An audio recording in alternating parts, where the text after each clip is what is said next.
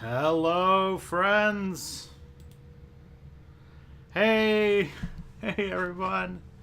How's it going? Are we all having a blast? Who's in the chat tonight? Michael Collins, Michael Kirshner, Night Watcher's Pet. I got my mod here. I see that. Oh man, lots of hype. I see. Oh, Discord crew is coming out in great numbers today. I see we got Argos Panoptes, which is probably one of my favorite names, I think. You just wrote 2 essays and it's 1 in the morning. How are you? You should, what's it called? If you aren't watching my thing, you gotta be like going to sleep. You gotta, what's it called? If I used to be like an undergrad who could like write an essay overnight or something, but now like, you know, I write 1,000 words, and I'm like, man, I need to go to sleep. Thank you for asking, Collins. Thank you for asking, Michael. I am doing very well. I hope. So for anybody who doesn't know, the last weekend we played. Last weekend was Thanksgiving, so it was a long weekend for Canadians, which was nice. And so I went to go do the Thanksgiving thing with my parents and such. So for anybody who is Canadian, hey Logan. For anybody who is Canadian, happy Thanksgiving. I hope that you had a really good time. And if you didn't have a good time, which I totally empathize with, because this Thanksgiving that I had with my parents was the first time that I think I went home for Thanksgiving since 2010. I think that's about right. So it had been quite a while since I had been home and seen my parents. It was, or at least it wasn't the last time I'd seen my parents. It was the last time I had gone home for Thanksgiving, and it was pretty great. And how's everybody else? Is everybody having a really great time? I know that everybody's probably pretty bummed out because of all the Kavanaugh stuff. I imagine that's on people's minds these days. How's just to ask you guys some questions, like how did you guys like the fact that Quickstep is back? I'd love to see what you guys thought about that. Hey, Big Seltzer, my lobbyist who my lobbyist for LaCroix is here. Who goes by the very blatant name of Big Seltzer. Let's see, who else we got here? Thank you, Teresa. I have to write one 15 to 1600 word essay every week. You guys have seen them. It's called my videos, so I know the feeling. So you guys are really happy to have. All right, it looks like everyone's really happy. I'm glad, because I was worried. I thought that by giving it up that I was going to be able to use that extra time to invest in larger projects and make these regular step back videos happen more, like make them better. But really, after a bit of reset, I realized that the quick step videos were sort of like a good way to, well, thank you, Ben Affleck the Almighty. It was just great to. I think that the Quick Step series is really good for the channel, and will be really good for the channel, because it helps people see the really good applicability and the power that comes with being by talking about how history affects your modern life. I think I'm going to try to make them a little bit more.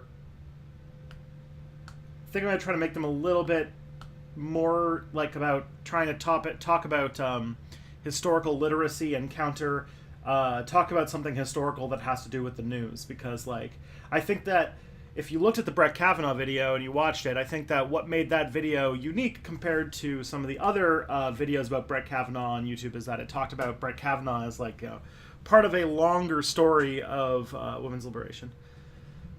Cheers, Ben Affleck. I didn't know. Oh, and also, did anybody watch Doctor Who? Season 11, Episode 1? That was something I was pretty excited about. Um, so much so that I stayed up until like almost midnight last night because my wife was out seeing a friend and I wanted to watch with her, and we had to wait until she got home, and she didn't get home until like 10 o'clock. So after she got home and got settled in and stuff, we watched the new Doctor Who episode with the new 13th Doctor, Jodie Whittaker, and the new showrunner, Chris Chibnall. And I thought it was so good. I was so happy. Um, yeah.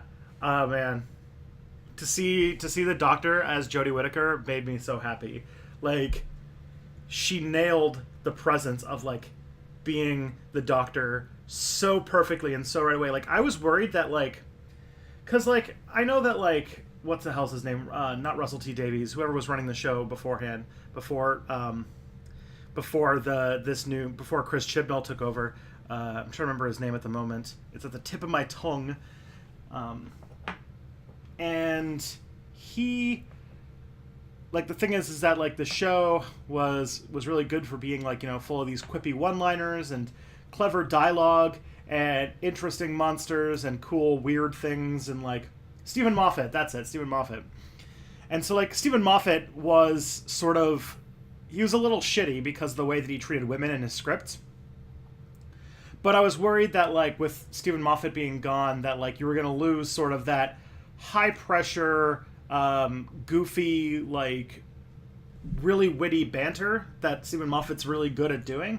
That sort of comes out in both Sherlock and in Doctor Who. And so I was worried a little bit about that.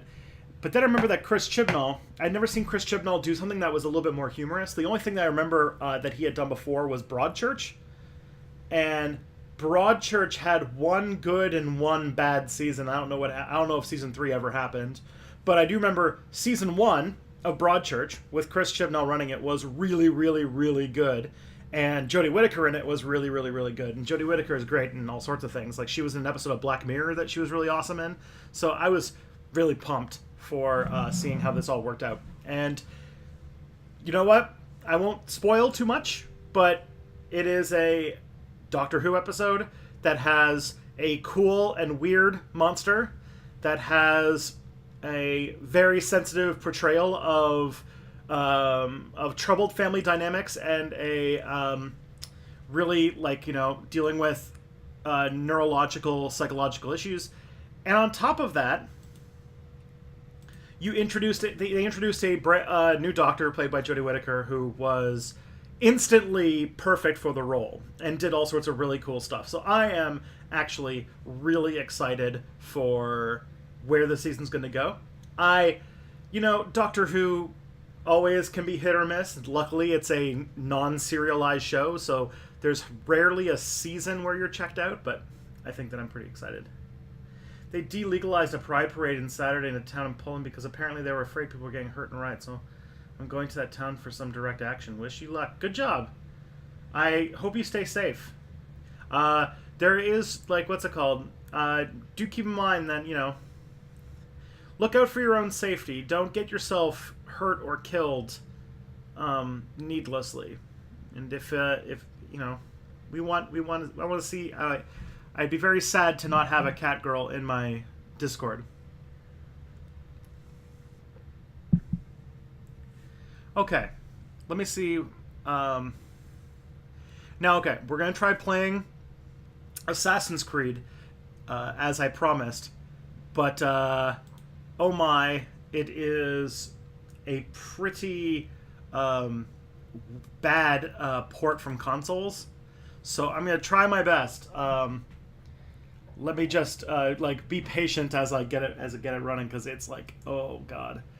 It has issues with full screen mode because they didn't think that full screen, windowless full screen mode was a thing that they wanted, because I guess they just assume that nobody has a second monitor. So that's fun.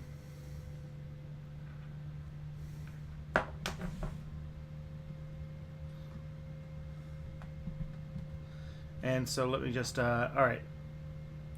Let me just do the... Okay.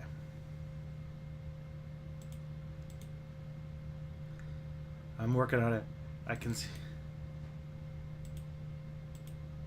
There we go. Much better. Okay.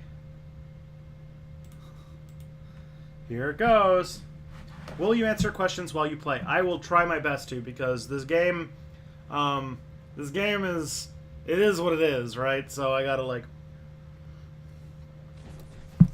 I've never played it before, but I'll try to do some historical commentary, and I'll definitely keep my eye on the questions. I might be worse, so I might be bad at answering questions, but which Assassin's Creed is this? This is Assassin's Creed, Assassin's Creed.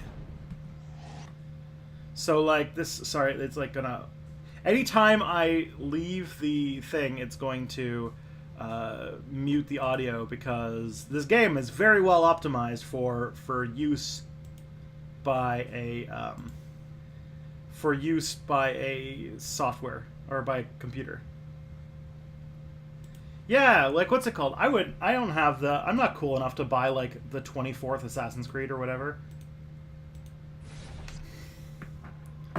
Alright, friends.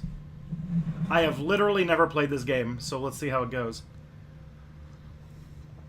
But, I did this in a... I did the video about it, and then I was going to do a surprise stream where I played Assassin's Creed, but then my internet went out, and so that was a whole thing. Alright. Let's see how it goes. I'll try to see if I can... I'll be quiet for... Syndicate has marks. What was the question? Alright, this is interesting. I'm in, like, a thing? Oh, okay. Did I ever mention that I'm kind of bad at video games? We'll see. No controllers, okay, no faces. This is interesting. Move things to walk. Press and hold. Okay. Press and hold this button in space. Oh my, okay. So this is how I, like... Okay.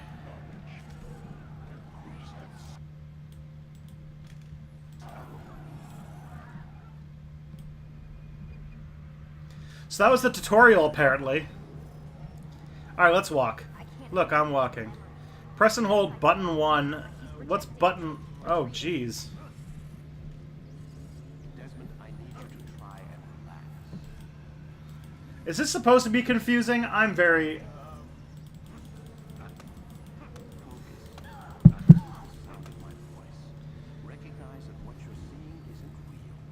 Press shift and grab. Okay. Alright. Give it a moment.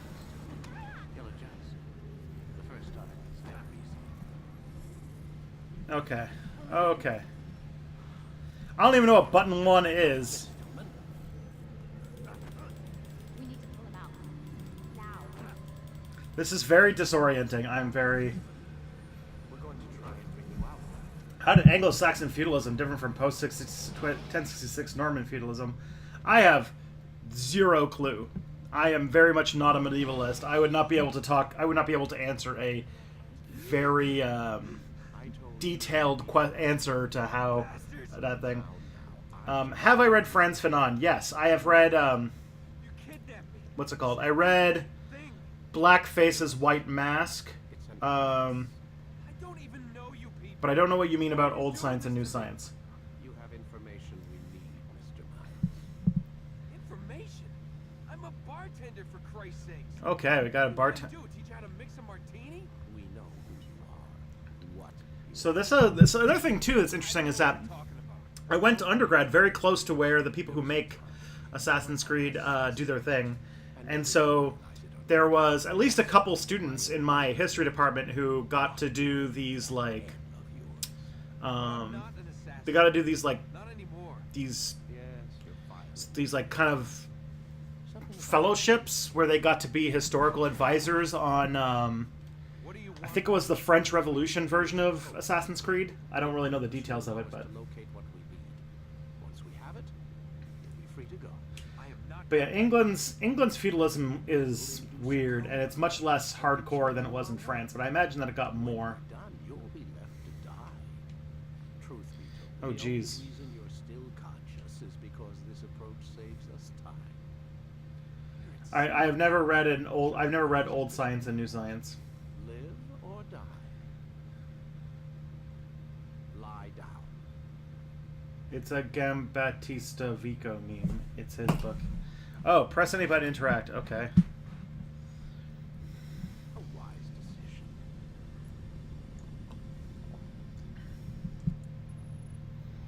Okay, so I like the random like chemical things for some reason. Which is... It's a projector that renders genetic memories in 3 dimensions. Interesting. Okay. Genetic memory. Seems you'll need a bit of a tutorial. Yes, please. What? You've never heard of this device that you've just heard about? That like this like super secret device? It's the recollection of a past event. Specific to the individual remembering the event. Oh boy. Sure. Okay. What if I told It's you just called the New it's Science. not only housed in individual's memory, but the memories of his ancestors as well. Oh, fun. Genetic memory, if you will. Migration, hibernation, reproduction. I don't know that much about genetics, but I'm like definitely sure this is not how it works. Just animal instinct. How your Will you become a part of the Catholic gang? Definitely not. I think I'm gonna try to take out as many Crusaders as I can. creatures hold knowledge absent the record. They're invading the Holy Land. I've spent the past 30 years trying to understand why. I discovered something most fascinating. Our DNA functions as an archive. Oh, Not jeez. only genetic instructions This guy talks a lot. for generations, but memories as well. The memories of our ancestors. And the Animus lets you decode and read these DNA. I'm definitely feeling some animus right now. But there's a problem. This is the specific memory we're trying to access. That one? Okay. Unfortunately, when we try and open the memory, your mind withdraws. You lack the confidence to step into your ancestor's body. Wait, That's what happens is this whole game like me like building my confidence? and pushed back to a more stable state. Why? Oh, jeez. Your subconscious, it's resistant. We found similar reactions in patients who undergo Question, how do you know you're not trans? Well, They can't jump directly into the specific memory. as far as I can tell, it's very much a thing that you would know if you were. How do we fix it? It's something you feel fairly strongly, or else, you know. Move forward from there. You'll get used to it. This is the closest we can get. So it's where we'll have to start. Like, I'm uploading the tutorial. it's like knowing that you know your sexual orientation. It's just like a thing that, trust me, if you were, you would know what it is. All right. So this is my shove. Okay. That's my punch. Okay. Button 1 is apparently the right quick button. Burn the heretics, circa 2020. Oh, jeez.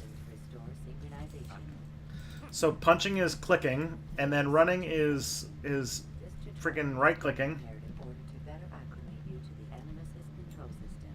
Instructions will follow shortly.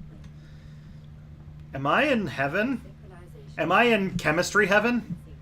Like, what does this have to do with these like chemical side? Like these things are like molecules. What does this have to do with like? Currently dangerously close to desynchronization.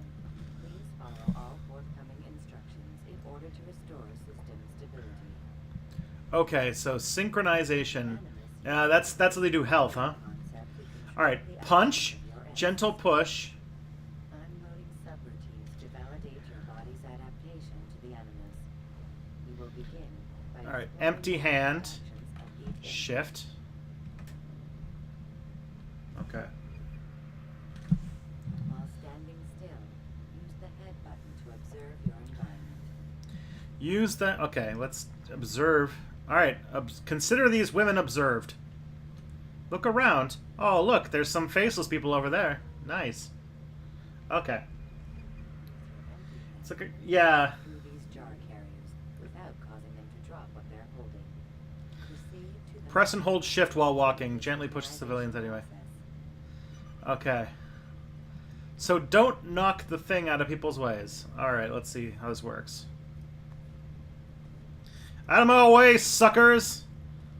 I am shuffling through a crowd. I'm so good at video games. Okay. The Animus differentiates between two fundamental actions: low profile and profile actions are socially acceptable. The whole plot is reliving your ancestors' memories. I guess that is such. Press and hold. Profile button to see how your heads-up display changes. Release button 1 for socially acceptable moves. Okay. Press and hold button 1 for action-oriented things. Oh, okay, but never mind. Have you read Clausewitz and do you like him? Is Clausewitz the person that, like, war is politics by any other means? Profile actions. Or is war by diplomacy by other means or something like that? I don't know. Empty hand button in high profile. Okay. Press and hold button 1 and then press shift to grab. Alright, let's do that.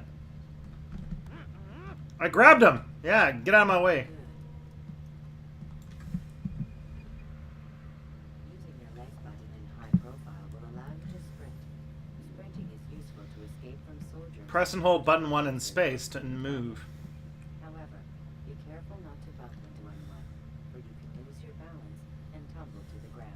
Let's look at that point here. While sprinting, reach the marker before this man does. Okay. No, I lost. Stupid Crusader.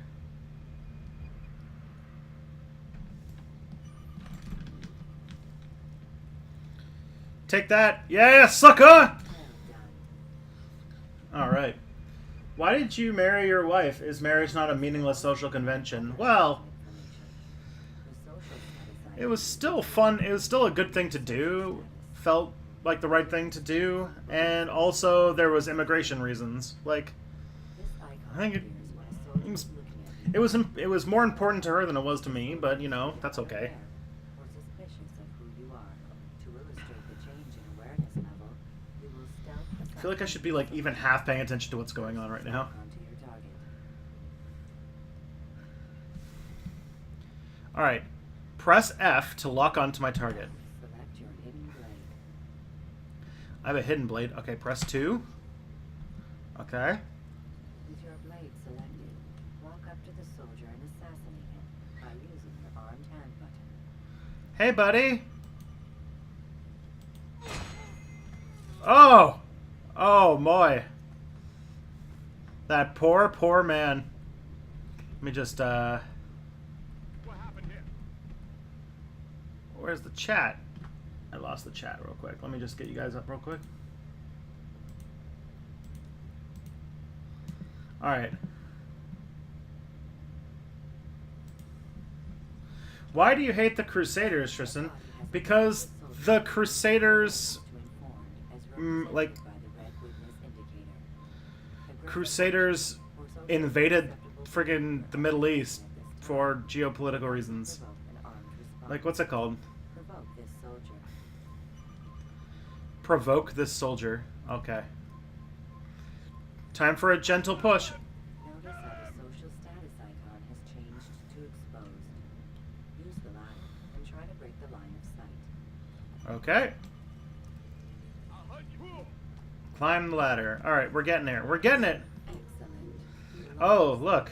This very conveniently placed place to hide. To the roof garden to hide from the soldier. Okay. Good. Oh, man. Aren't I... Yeah, don't do a crusade. The soldier is still looking for you. Wait until your social status changes again. Like, that's the thing about these things, is like... The crusade was a violent, bloody invasion of another people's lands.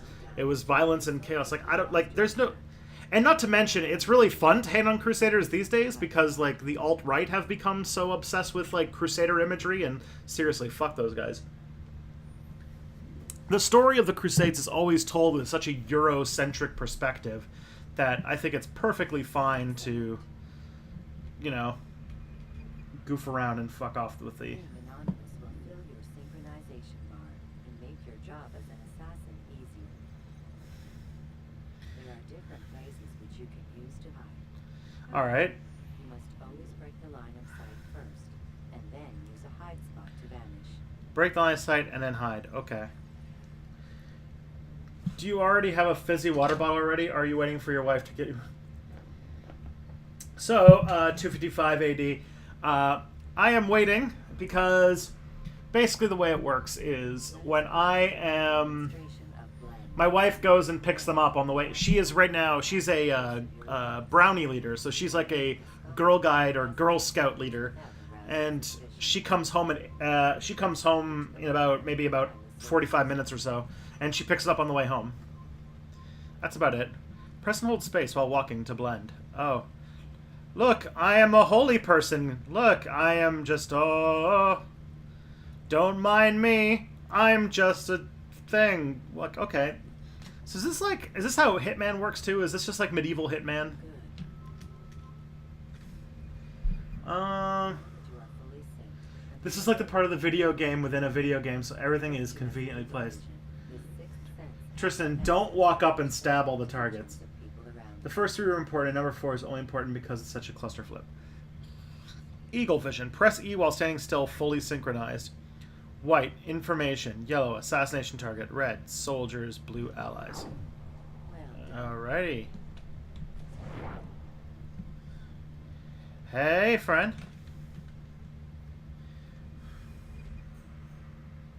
remember, Eagle Vision will only be available once you are fully synced. Please note that following Assassin's Creed, your ancestors' way of life will assist you with staying in sync. Following the Assassin's Creed. Consists of I 3 see. tenets. First, never hurt an innocent person. Okay. Second, always be discreet. Third, do not compromise the clan. Should you lose sync, you can restore synchronization by reliving key moments of your ancestor's life. or Okay. by respecting the creed. So you have can- successfully completed the tutorial. Nice. Alright. Stable network Woo! will now be loaded. Alright, let's see how this all goes. I'm very curious about what this... I did a thing. And yeah, Armadillo Gamer for this is Assassin's Creed, the original. Brownie Leader, is that why she's always wearing the same shirt when she gets back? Yes, that's her brownie uniform. This one need not die. The British are the reason the Middle East are this way. I have never played this game before, so I have literally no idea what I'm doing. Where's your blade? Not fortune, skill. Watch a while longer. Glitches. Push anybody when you see a glitch during a scene to view it in another perspective. You have to disregard everything the master's taught us. And how would you have done it? I would not have drawn attention to us. I would not have taken the life of an innocent. What I would have done is follow the creed. Nothing is true. Everything is permitted. Understand these words. It matters not how we complete our task. Only that This is very solid and believable dialogue, where they wax lyrically about philosophy after murdering somebody. Us further. What is our mission? My brother would say nothing to me, only that I should be honored to have been invited. the Master believes the Templars have found something beneath the Temple Mount. Treasure? I do not know. All that matters is the Master considers it important. Else he would not have asked me to retrieve it. Yeah, Teresa, she is a saint.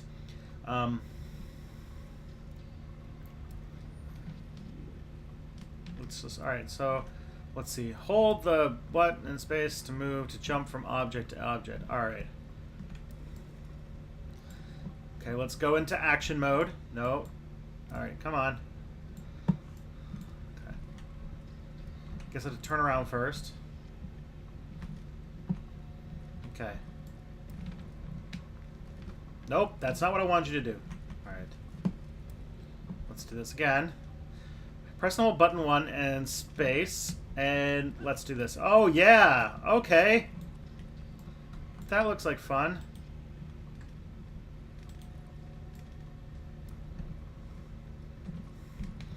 Huh, hoo, huh. Okay. Go up elevator.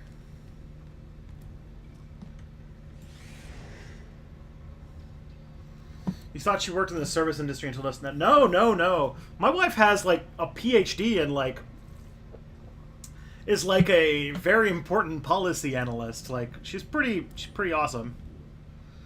All right, press F to lock on my target. Press button 0 for a low profile kill, or press and hold button 1 0 for a high profile kill. Okay.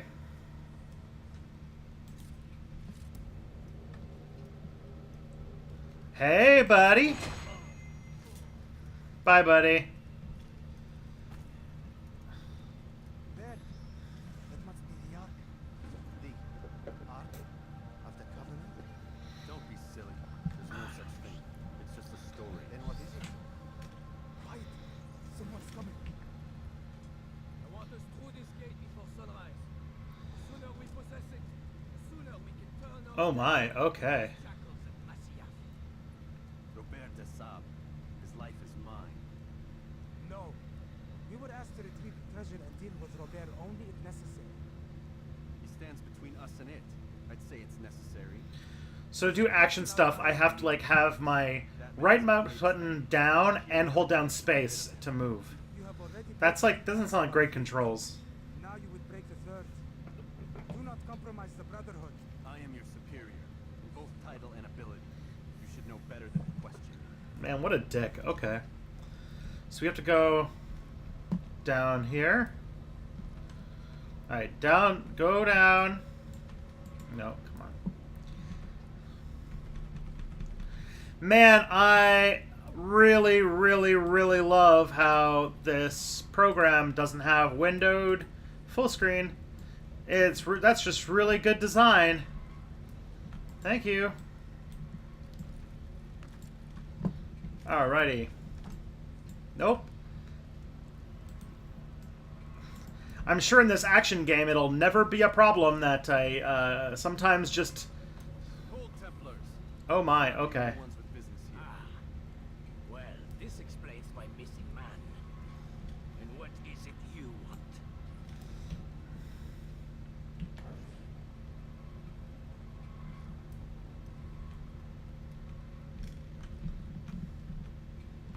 Why can't I walk?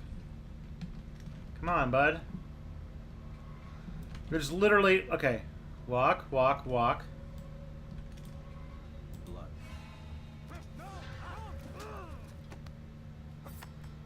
That's not good. The things in which you meddle, assassin. I swear you only that you may return to your master and deliver a message. The Holy Land is lost to him and his. He should flee now while he has the chance. Stay, and all of you. The assassins were actually a real group. Yeah, someone should make a video about that.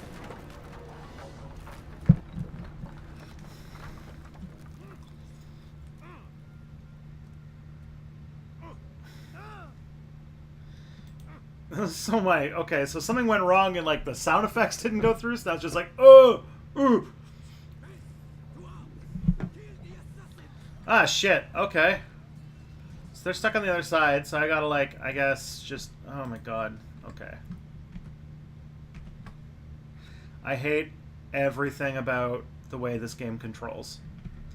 Especially the part where the freaking game is technically not full screen.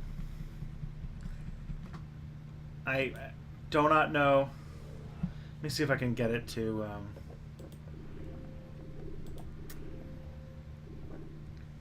okay.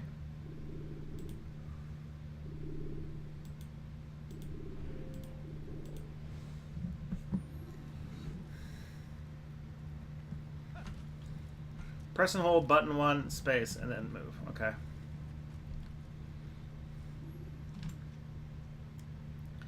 Oh my. Good thing that these pillars have, like, eroded in just a way so each one is a little bit further off the ground than the other one so that I can do this freaking action mode right up. All the way up like this.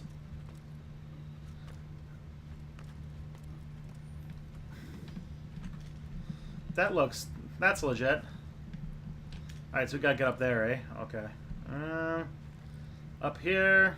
And probably climb up there. No? Oh, okay, there we go. I'm gonna climb this thing now. Alright, let's just... Thoughts on anime Nazis? They don't make any sense to me. So, like... Isn't there, like... The term is, like, Verabus or something like that, right? Like, there's so many people who are... They, like, just, like... I don't understand the combination of enjoying anime and then also being a white supremacist and talking about Western culture. Like... Alright, so I did something, I guess. I'm back in the, the formula zone. So I guess I'm doing something right.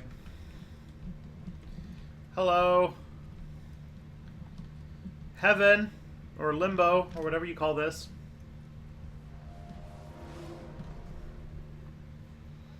Okay. Altair, you've returned. Yes, that's me. It is good to see I know that. I trust your mission was a success. Sure. Master in his tower. Yes, yes. Buried in his books as always. No doubt he expects My thanks Oh, man. safety and peace, Altair. on you as well. Oh, boy. Okay. So, Eagle Vision. These are allies. Okay.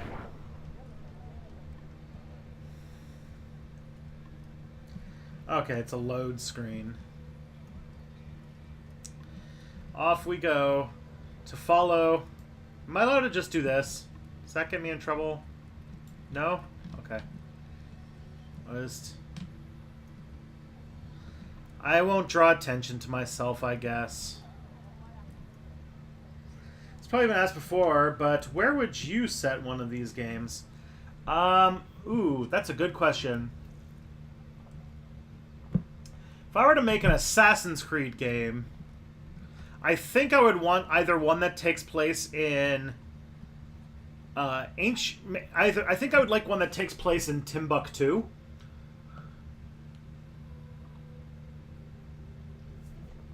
Like, there was this period in the medieval age, like, where the Malian Empire was this giant empire with. I'd love to have it take place like at the time of King Mansa Musa, and maybe you could meet Ibn Battuta and like that kind of stuff, like to take place in like West Africa, because like they used to build a lot of these buildings that were made out of like mud, but they had like these big wooden sticks pulling out, and I feel like that'd be really good for like this game where you can crawl up things. I don't know. I feel like you could do a whole lot with that period of time, because from what I can tell, with the exception of like Egypt, they chose like after this one that takes place in Damascus, they moved the games entirely to places where just white people live, and I was like, there's so much history they could do. One that takes place in like. I know that this is like a bit out of the scope of the game, but something that's like this game that takes place in like Shogunate Japan, I imagine is something they've thought of. Because like Shogunate Japan would be perfect.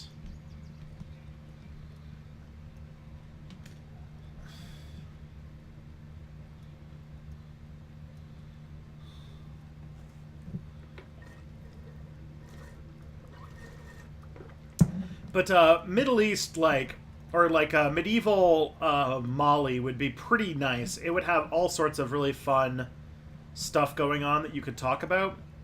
And on top of that, it was just like this really rich place where a lot of people are moving a lot of time. They did China, okay.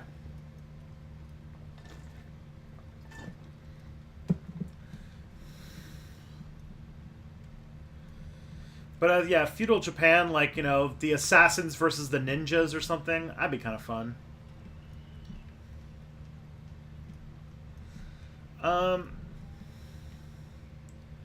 There was one set in India. Which one's that called? I forgot there's like 9 of these, so I honestly, I should really not pretend like I know what I'm talking about.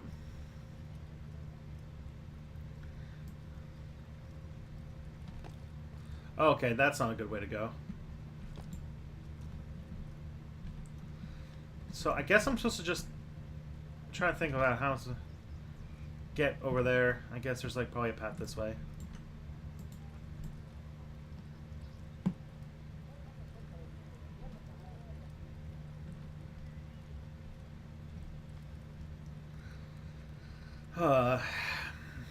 Alright, let's do this.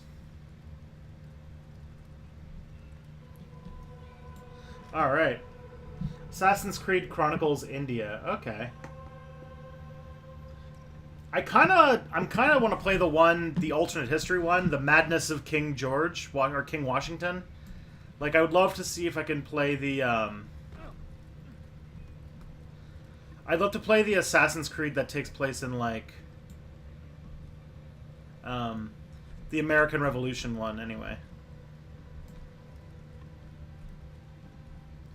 You should play Red Alert 3. Oh, man. I played Red Alert 2, so I should,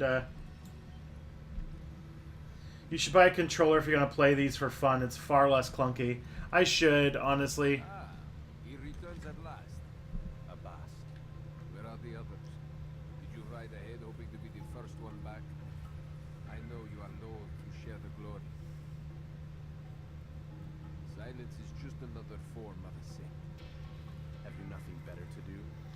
I bring word from the So, if Assassin's Creed though is like a if it's a like old world organization, how would you have like pre-Columbian Mesoamerican Assassin's Creed? I mean, I'd love that, but it'd be difficult. That does make me think that another good one would be because I know there was a lot of political intrigue going on during the years of the Incan Empire. So if you want to go with like pre-Columbian Inca, that would be pretty cool.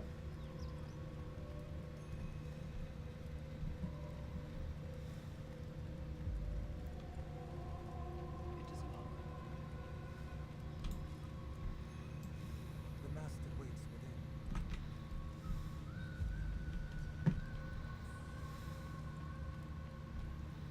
Are you the master? All right, Altair, Master. Shinobi. Come forward. Tell me of your mission. I mean, feudal Japan is the obvious go-to, You have recovered the temple's but there was some trouble, Russia 1917 would also be kind of neat. When does our I work would ever be interested to know where like the Assassins and the Templars fit on like the storyline there. Us who we are. Um, This time it was not enough. I'd love to have one that takes place in like Dinosaur Assassin's Creed. Lost to us. Yeah. And Robert escaped. I send you. Don't forget to try Assassin's Creed Bloodlines where Altair goes to Cyprus. Alright. Maybe I'll start playing through this series once I get myself an Xbox controller. That's the one I should buy, right? An Xbox controller? I did. Do not speak. Not another word. This is not what I expected. We'll need to mount another force. I Oh my. I'll find him. I'll go in. No. You do nothing. You've done enough. Where are Melik and Kadar? They dead. No. Not dead. Okay. I still live at least. And your brother? You don't quite remember? Okay. Because So of this you. is the first one. It came out in 2007. So this came out the year after I finished high school. But I'll be honest, like I haven't played all that many. I have never played an Assassin's Creed game because I've never owned a console. Your arrogance nearly cost us victory today. Nearly?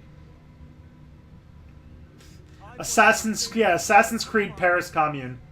Here, Nightwatch, yeah, thanks. I can't approve anything that gets caught in the filter this time. Sorry. So Master, we are under attack. Robert de Sable lays siege to Masyaf's village. So he seeks a oh my, Very well. I'll not deny him. Ancient Aliens Assassin's Creed. The others. Oh man. Fortress must be prepared. Have they done an Assassin's Creed that shows where the Templars and the Assassins are today? Because that would also be kind of fun. Traitors. Drive them from our home. It will be done. Fast forwarding memory to a more recent one. Okay. If they've done an Assassin's Creed that takes place like in modern day, that'd be kind of cool.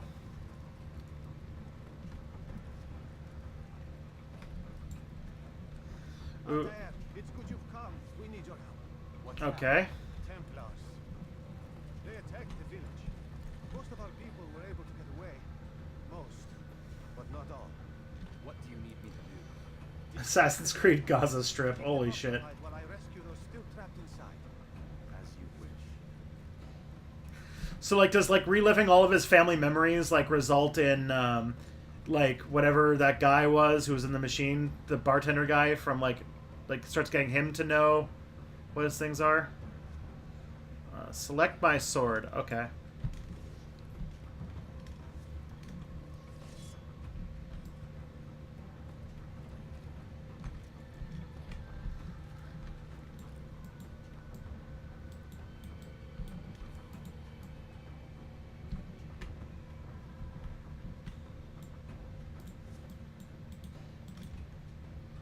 Oh my, look at this.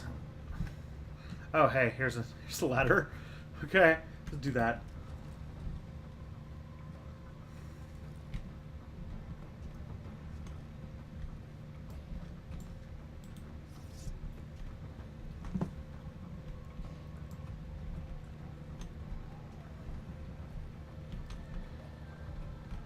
All right.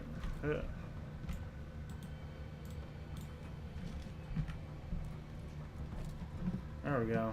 Okay.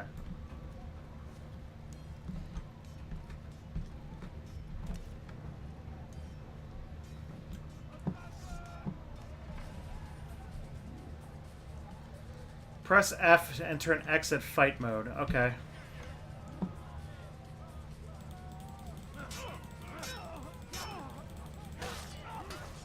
Oops, sorry.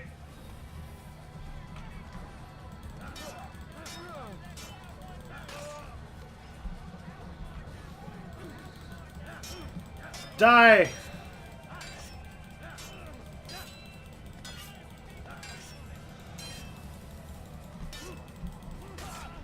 Yeah.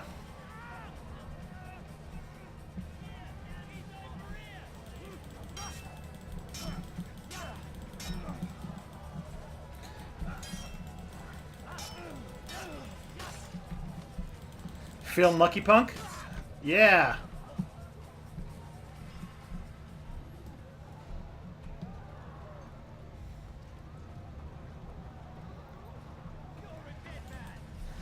Oh yeah, have they done an Assassin's Creed during the 30 Years' War? That would be pretty fun.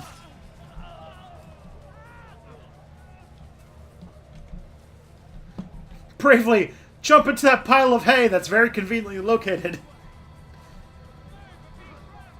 Oh boy, alright.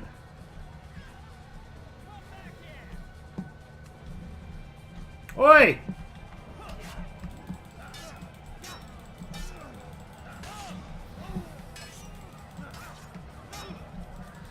Die, infidels! We must push the Christians out of this land.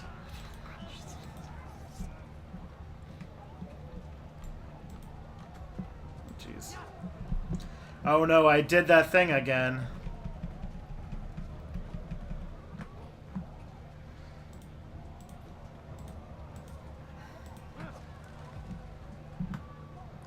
Okay.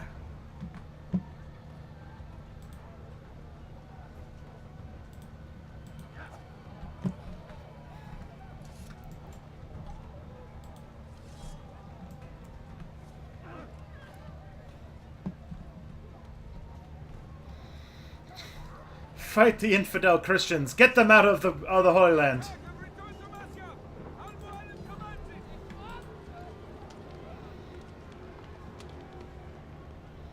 Allahu Akbar, etc., etc. It's always going to go through like this kind of staccato method of telling the story, or do you get to like enjoy a scene for a while? It seems like as soon as you get to any sort of drama, they like fast forwarding. Well, hey friends. Man, everyone looks really bummed out. Friends, whoa, these two guys look like they're like wrestling or something. Okay.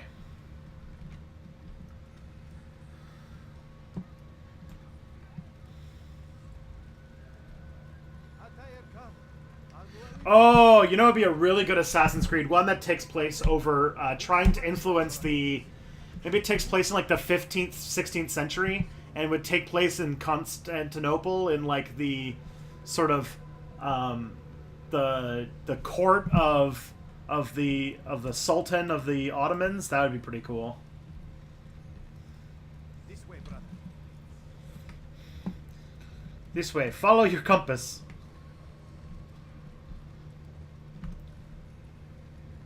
Over here, Altair.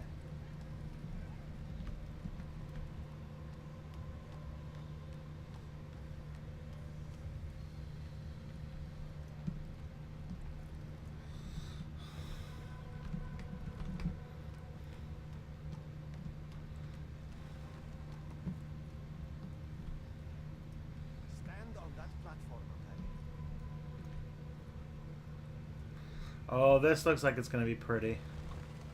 Heretic! Return what you have stolen from me! Jeez. You've no claim to it, Robert. Take yourself from here before I'm forced to thin your ranks further. You play a dangerous game! I assure you, this is no game. So be it!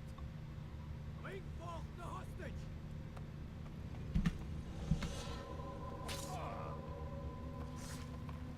Oh, jeez. Your village lays in ruins, and your stores are hardly endless.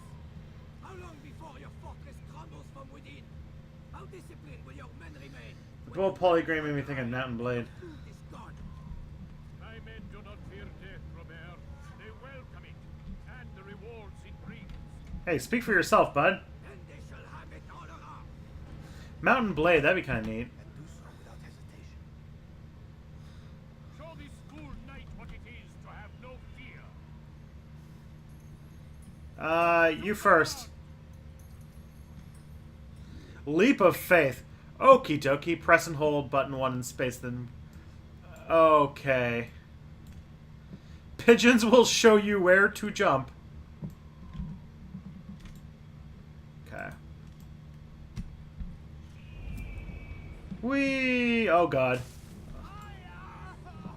Oh, my leg! That looked like it would hurt. Oh, my leg! Quiet. The Templars will hear us.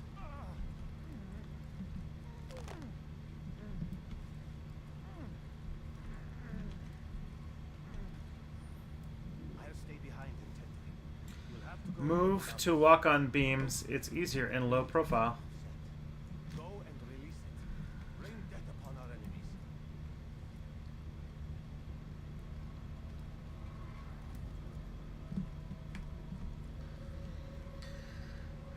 Assassin's Creed Woodstock. Kill Charles Manson. Oh boy. Oh, this is just terrifying.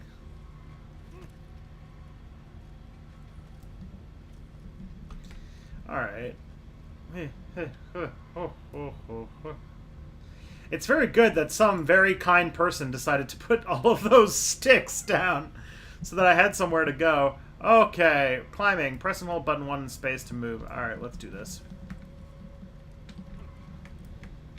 Rock climbing gym.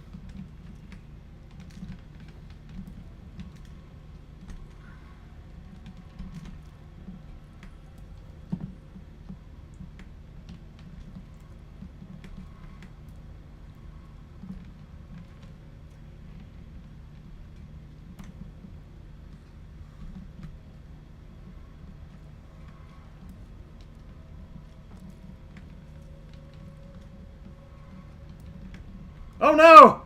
Uh-oh. Bye! That didn't end well. Oh man, I was not paying attention.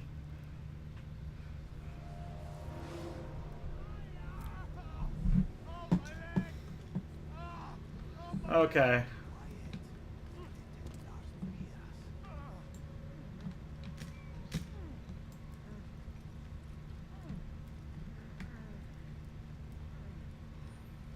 I'll stay behind him, Tentry. You'll have to go ahead without us. The ropes will bring you to a trap you set. Go and release it. Bring death upon our enemies.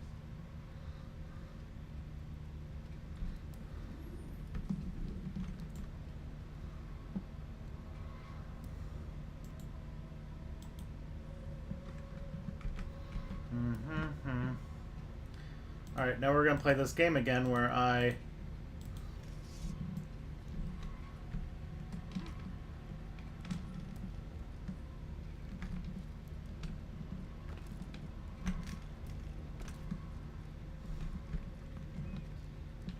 There we go.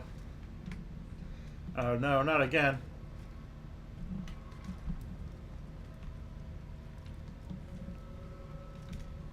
What? What was that move? Come on. Come on, whatever this guy's name is. Altair? No.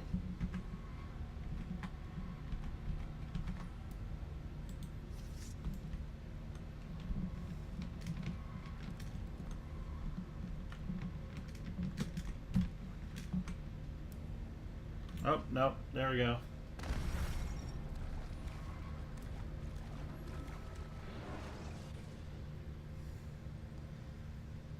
Does Fallout 3 ever work? This game is literally the most annoying thing to play right now because it's just... As I keep telling you, the game is not maximized. It's in like... It's like on like a... It's in a window.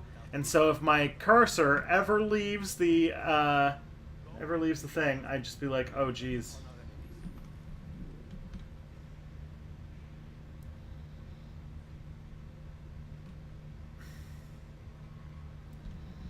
This game is very poorly ported to consoles, or to PC.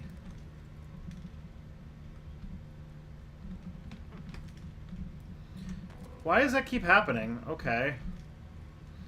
This worked last time. You grab this. You climb up. Climb.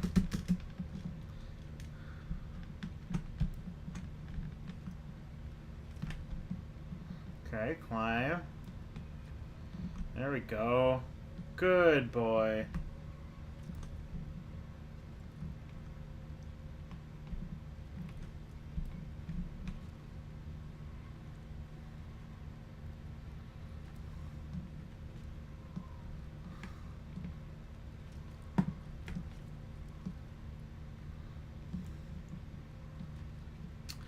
Oh, friends. Oh, friends. Alright, maybe a thing happened.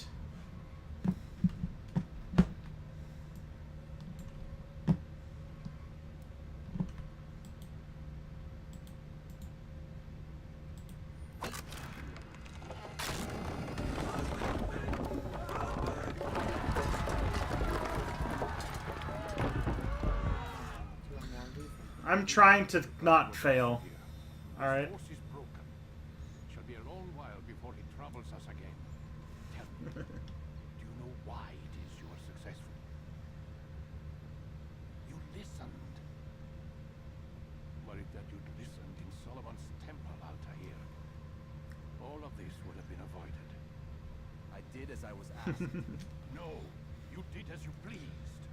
Alec has Just the idea that, like, the control is, like, hold down the right mouse button and space while moving with the WASD. It's like, oh, jeez. we do not abide by the Assassin's Creed. 3 simple tenets, which you seem to forget. I will remind you. First and foremost, It's just... stay your blade. From the flesh of an innocent. I know.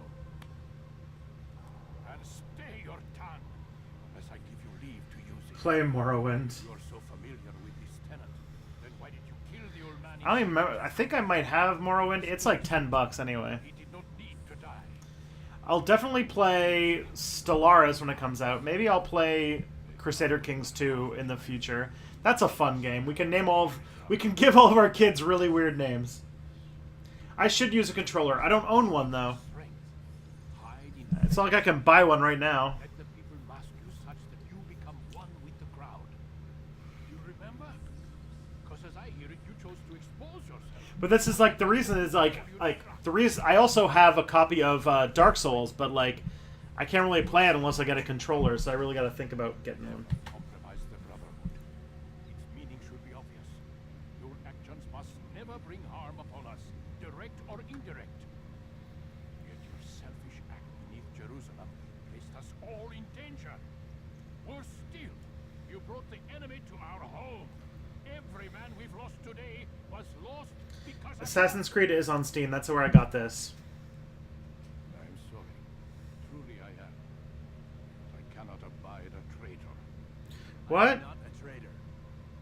What's he gonna stab me? Indicate how to follow. What are you gonna do, old man? Stab me? Leave me no choice. Peace be upon you, Altair. Oh, that's not good. He like stabbed me in the junk.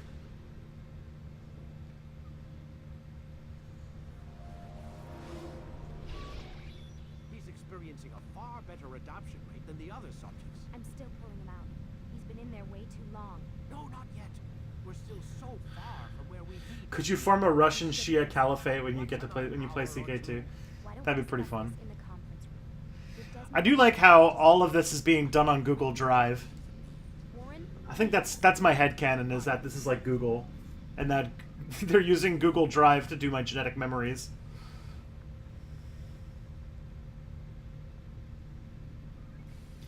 The thing about CK2 is I haven't played Crusader Kings 2 in a few years, and so some DLCs have come out that I either haven't bought or I have bought, but I haven't figured out how to do properly. So there's like all sort, like CK2 has now almost got too many features, and so I gotta see like what. Watch out, she's a double agent. I knew it.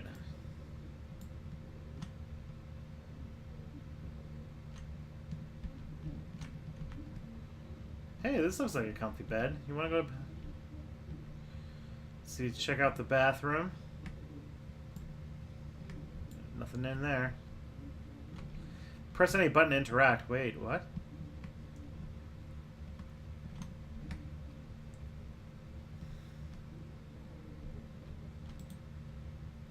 Ah, here we go.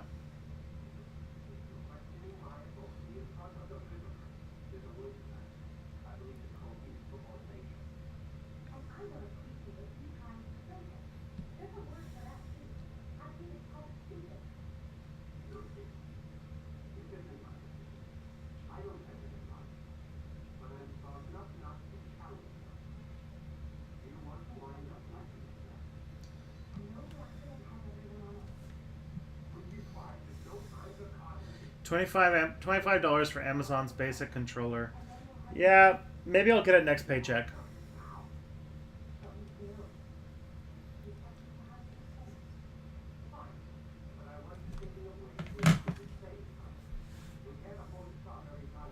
But then I can finally play my freaking Dark Souls, which I bought forever ago when it was on sale and I never played.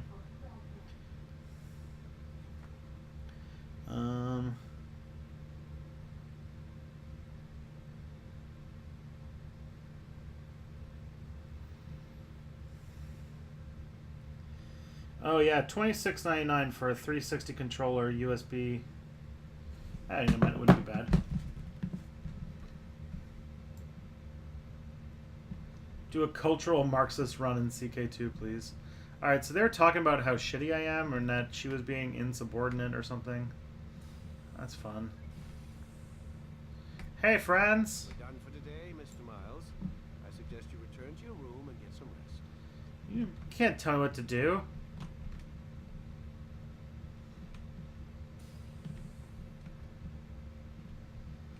I've never played a Souls game either, and I'm not really good at these like action games, so it would be pretty funny to watch. I imagine making fun of me would be pretty great. I mean, you already watched me completely like bungle climbing like a friggin' building or whatever. Alright, I guess go to bed now. Damn it, they locked the door.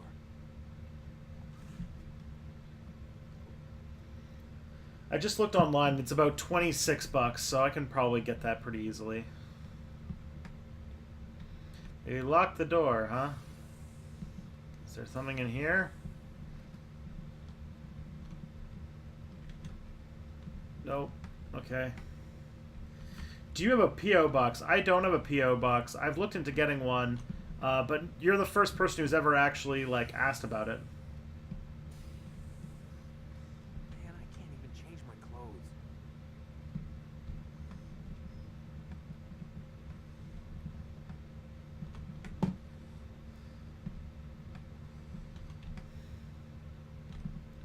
Oh. I guess I'm just gonna go to bed.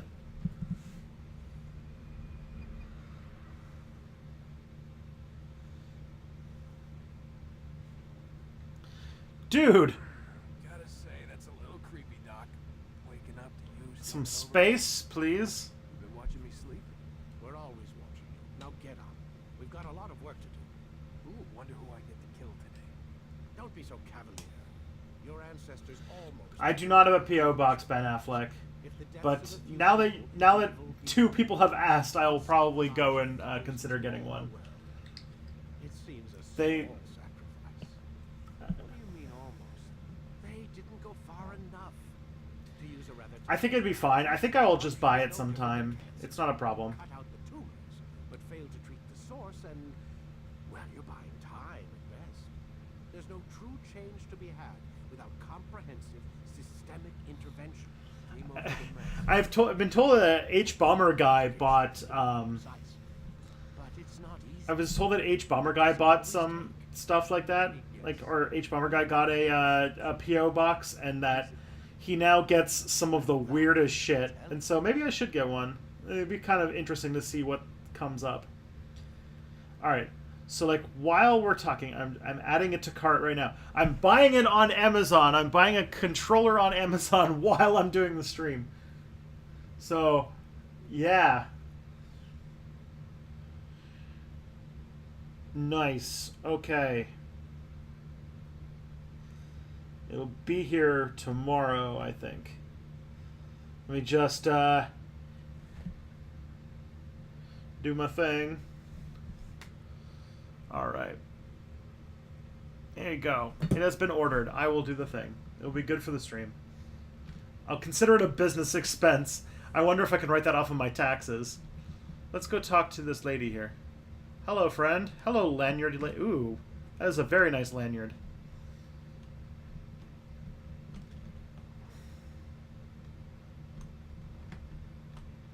You gonna talk to me? Like, I just got up and I'm kind of like the center of attention here. Sit down on the Animus and let's get started. Jeez, dick. Just trying to... I, like, just got up. Like, don't I get to have, like, breakfast or, like, anything? No? When are you gonna do another Assassin's Creed stream? I don't know. We'll see what's up.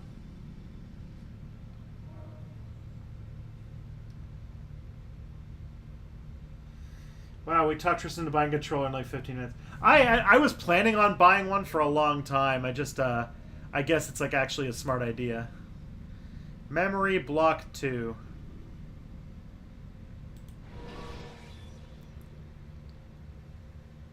Climb tall structures to gain a bird's eye view of your surroundings.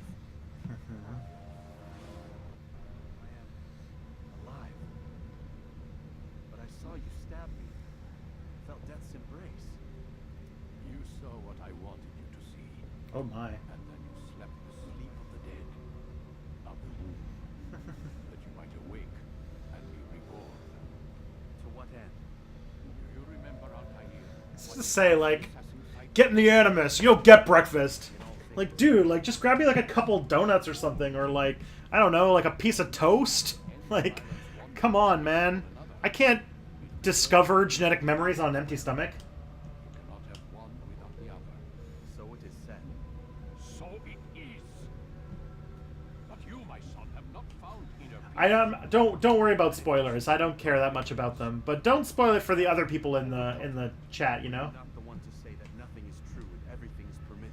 You do not understand the true meaning of the phrase, my child. It does not grant you the freedom to do as you wish. And also, I'm probably going to end up having to replay this once I get my controller, because... Wisdom you clearly lack. Yeah. Then what is to become of me? I should kill you for the pain you brought upon us. Alec thinks it only fair. Your life in exchange for his brother's. But this would be a waste of my time and your talents. You'll see you have been stripped of your possessions. Your rank as well. You're a novice. A child once more. As you were on the Get in the joined Animus. our order. I'm offering you a chance at redemption. You'll earn your way back into the Brotherhood. I assume you've something planned. First, Oh, you must man. prove to me you remember how to be an assassin. So you'd have me take a life. No, not yet, at least. For now, you're to become a student once again. There is no need for this. Others track your targets for you, but no more. From today on, you will track them yourself. Be fun. Maybe I'll play through the whole series or something now that I have a controller and I have to justify the fact that I spent $26 on that thing. One of our own. You must Um, find him and bring him here. I didn't know I figured since the games were old, it wouldn't be smart. Don't worry, Michael. It's not a big deal. I am particularly bad at being caught up on games because I never owned consoles. I've been demoted. Weapon lost, sword and hidden blade. Oh no! Well, that sucks. So yeah, I think that, like, in my whole thing, I'm going to like if I can play through the series, as long as anyone that come out on PC, like I'll get it. I don't know. I'll get a controller or something. And don't worry, don't worry, Ben Affleck. People call me Justin all the time. It's a pretty common one. So.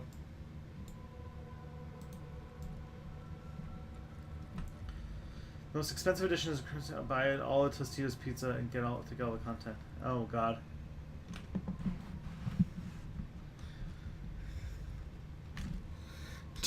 Is Cryptosporidium, is that a... Do I look like Justin McElroy? Is that what this is? They've all been ported? That's good. Thank you. Yes, Al-Mualim has asked that I assist you. Remind you how it is we hunt our prey. I know how it works. Be that as it may. This is so convenient. You have been downgraded. Now you have to relearn how to do everything. Almost as if there's another person who is in the memories. We can use violence to intimidate. Good, you remember. So you'd have me walk amongst the others and learn what I can about the traitor. Yes. Begin by going to the village market. That's where we first spotted the traitor. You know who it is? Perhaps. Then give me a name and let's be done with it. That's not the way it works. Now go. And remember, begin your search in the village market.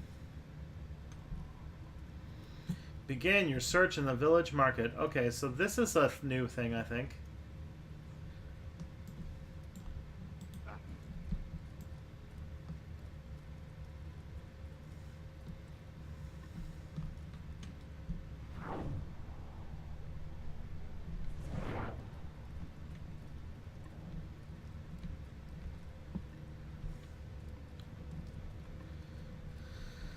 Hey, friends. So I gotta go and do something. I have to. What was the thing that I was told to do? I gotta eavesdrop, eh? Alrighty. This is pretty. Like, look, all of this like Middle Eastern clothing. Everyone's in robes. That's fun. And like, this looks pretty cool.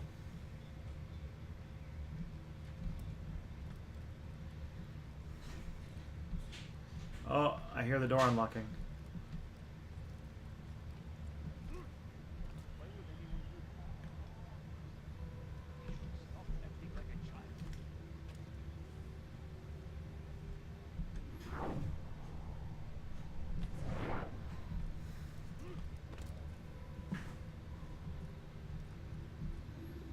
There's a nearby bench.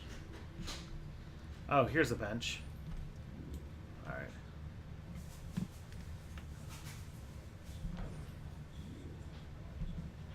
I know what they saw. Rasul opened the gate. He let the Templars in. Totino's. Then you must tell Al-Mualim. I can't. Masoom did not act alone. Someone inside the fortress helped him. What makes you say this? I see He somebody. exchanges letters with someone inside. The basket weaver carries them for him. Hello. No reason to stay Hello. silent. Ah, but I've the got weaver good delivered the letter news. just before the Sorry? I've got good news. What's Give that? the order to open the gate. Then speak to the She has good news, He Prince. can name Masoon's accomplice. He's disappeared, hiding for fear of being dragged into Fuzzy. this. Oh my, it is Girl Scout cookie time. Oh, and it's water time. Yeah. Oh my. So, I did something that... I saw you fall a million times. You're not that good at this game, are you? No. Well, it's because it's supposed to be played with a Uh-huh. controller, and they tricked me into buying one. I heard that. I also heard that you might be getting a P.O. box. I had 2 people ask about it in the span of about 10 minutes. That would be fun. Yeah. Then people could...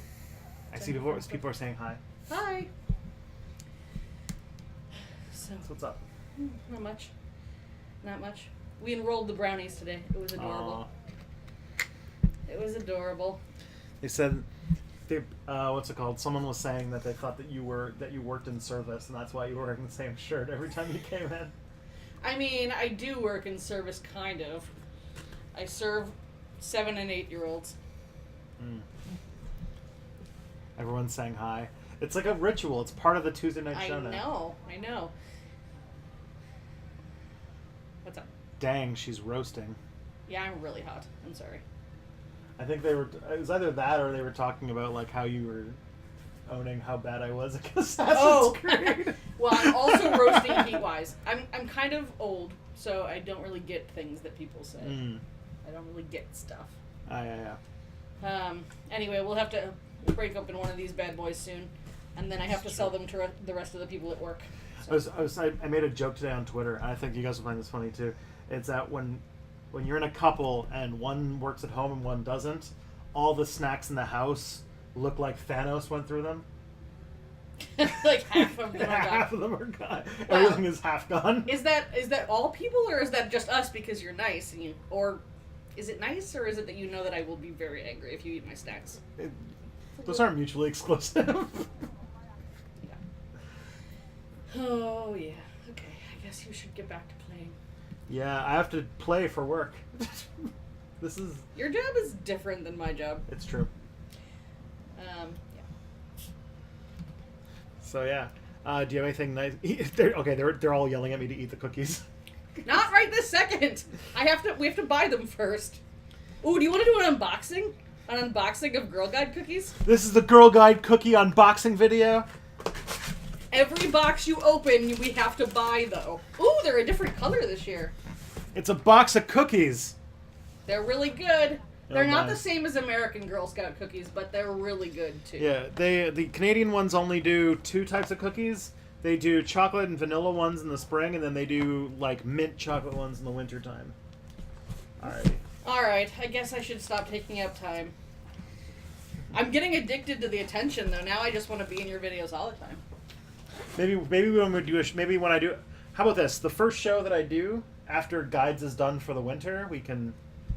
Have you Done come for the on? winter? When's that? Like whenever you're done, like whenever you finish in December. They don't want me to be on a stream. Sure they do. No, they don't. You just came in and made fun of me for like 5 minutes, and they're all loving it. I make fun of him a lot. That's It's kind true. of our relationship. That'd make a very good show.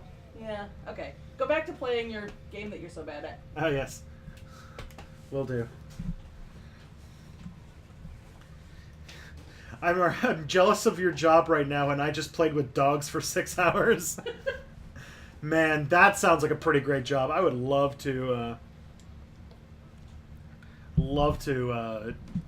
I guess like, what's this guy's name? Artanis? Wait, no, that's the guy from StarCraft 2. Whatever. I guess I'm supposed to go and steal this guy's shit. So let's go do that.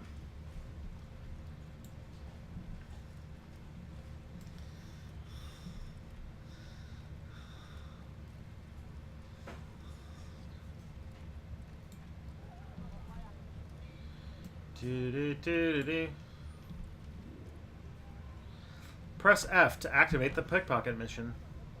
Please, just one. We lost everything in the attack and have no place to store our grain. Alright, clip is pretty. I'm busy. Is this about the letter? Sometime when she's it's a Tuesday night and she doesn't have guides, we'll do it. I don't know what you're talking about. Listen, I'll see what I can do, but please, I need to be alone right now. Come back later. As you wish. God damn you! Leave me alone!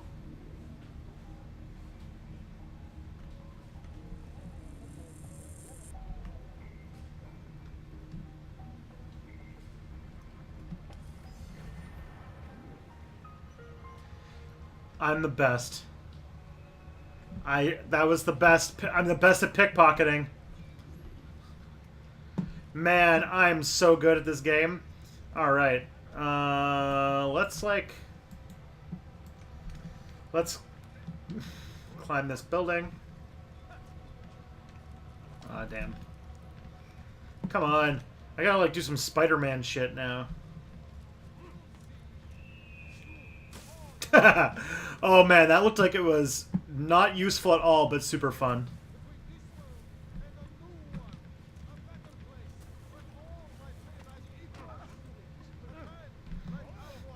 He's like, this guy's a very unconventional way of moving around town. He just like climbs on buildings and shoves people out of the way and runs everywhere. Traitor! I'm not a traitor. It's Al Mualim who's betrayed us. Hey, bud. Soon, all your eyes will be opened. Hey, friend. We stand upon the threshold this world and a new one, a better place where all might live as equals. But man, Too close to begin interrogation. Okay. see this dream destroyed. I see the way you look at me. Hear the things you say. A traitor? I'm not a traitor. It's Al-Mualim who's betrayed us. You'll see. Too close to begin. I can't talk to you. I'm too close. We stand upon the threshold between this world. I do not wish to be disturbed. Sorry. I no idea what I'm supposed to do right now. You'll see soon. There we go. All your eyes will be open. If I murdered any crusaders, not yet. We stand upon the threshold between this world and a new one, a better place where all might live as equals. But man, like Al-Mualim, Time for some bubbly water. Is Big Seltzer still in chat? Thank you. Thank you for your donation. but the first, and more will follow unless you repent. Give up your wicked ways. Rise up against the madman of Masyaf. See through his lies. Be gone. Oh my. I think Kelly forgot to go into her own account to talk in the chat. Follow him to a place.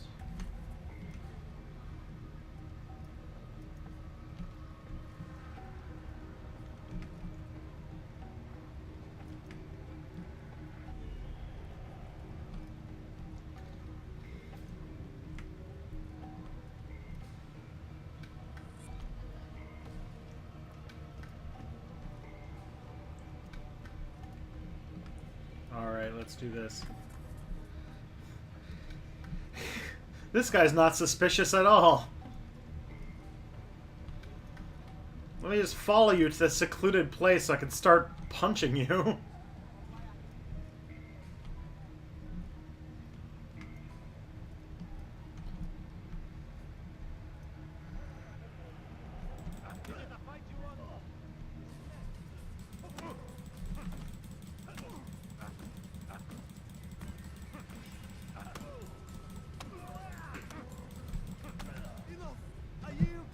Jeez. Speak quickly then. I've no interest. Oh yeah, of course. Why did you The betray George Soros money is definitely what's going to pay for that controller. Live streaming is a big part of George Soros's plan. we? Jamal, he told me of their plans. Asked me to open the gate. You betrayed us. We, who called you brother and kept you safe from harm. I did what I believed was right. And if you must kill me for it, so be it. I am not afraid to die. But now that I bought the controller, I have to do all of the Assassin's Creed, and I have to do the friggin' Dark Souls games. Forwarding memory to a more recent one. You stand accused of betraying our brotherhood and opening the way for our enemies. How do you answer to these charges? Oh boy. I deny nothing. I'm proud of what I did. My only regret is that they failed. I offer you a chance to repent. To renounce the Don't you know that George Soros owns Twitch? Not evil in my heart, but true. I will not repent. Then you will die.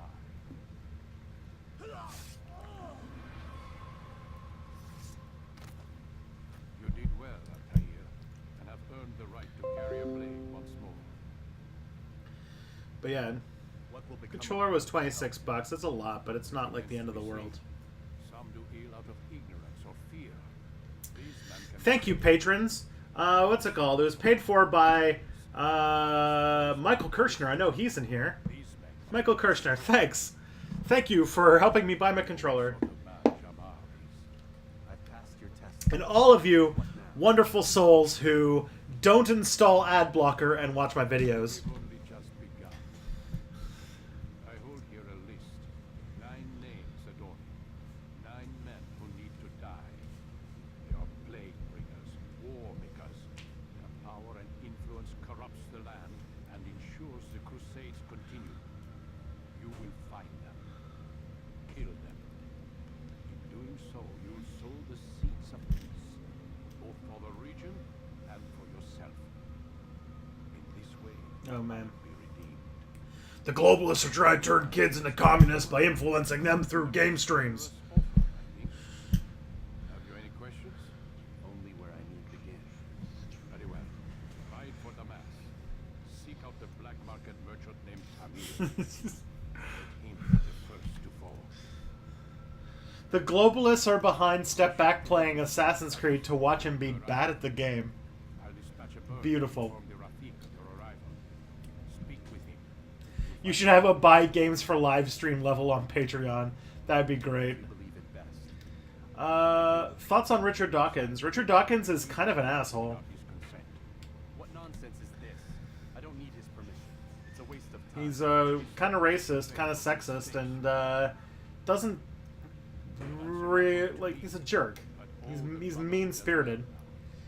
I think you do get more money if you don't skip ads, but I'm not gonna make you watch ads. Like that's okay. It's okay. It's like fractions of a penny, so don't worry about it.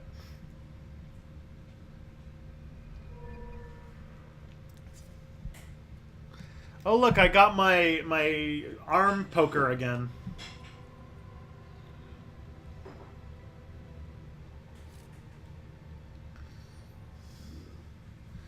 Thoughts on Neil deGrasse Tyson? Okay, Neil deGrasse Tyson, from what I remember about him, is one. There was some stories about that he might have been a sexual harasser, but the other thing about him is he's like kind of a dick on Twitter. If you guys haven't noticed, but on top of that, I know somebody who is like trying to book him for a astronomy convention thing, and he's got quite a rider.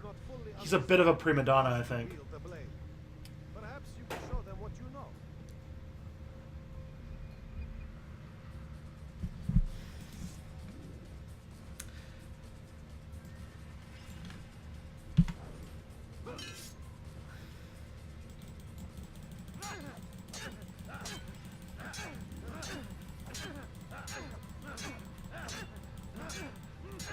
So, like, you need to defend, but it seems like if you just relentlessly attack, then...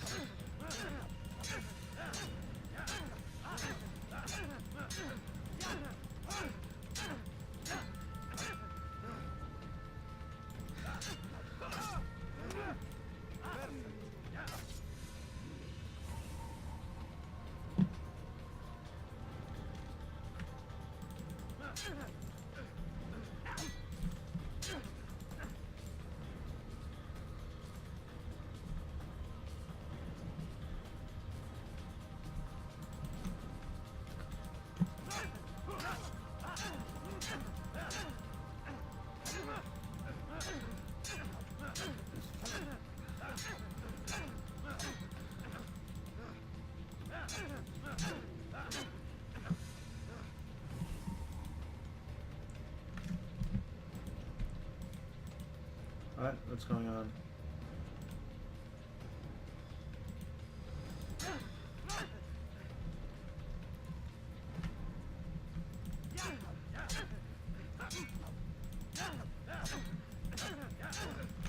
You must be busy. I understand.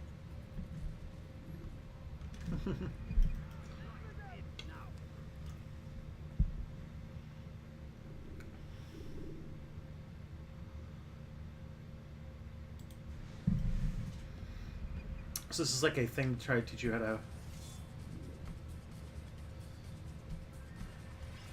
Alright.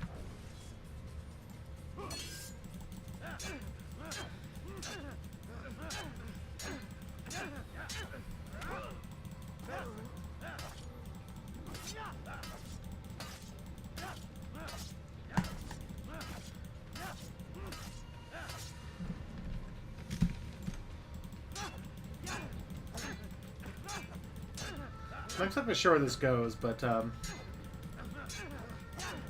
Oh, Bill Maher? Bill Maher is definitely a jerk. Alright, I feel like am I not doing the combo kills? I'm not exactly sure. That's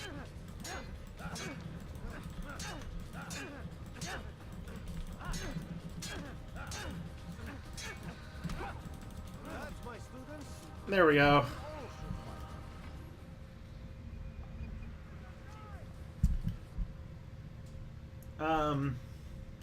Yeah. So, but Bill Maher, like, he's another one of those people who's kind of a dick.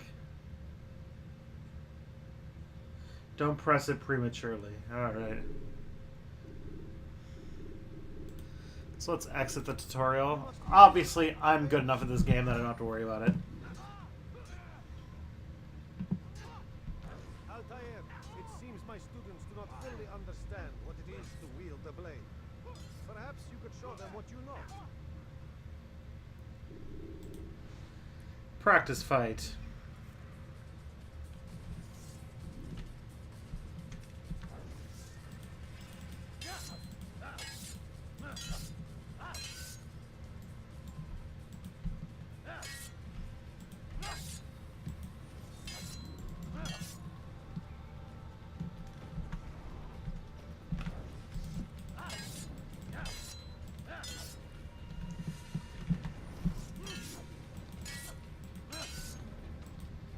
Oh no.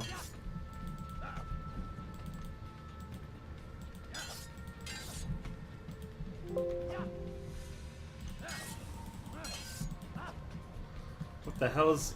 Okay. Oh, I'm not even in fight mode. That's why.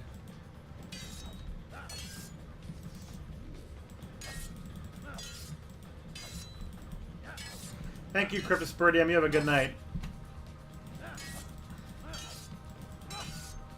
Press tilde.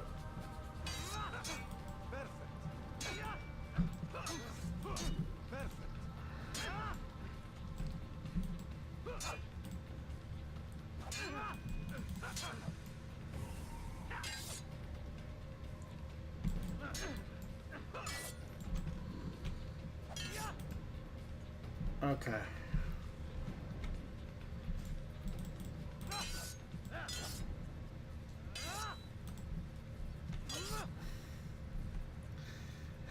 Hey, it's Matt. How's it going?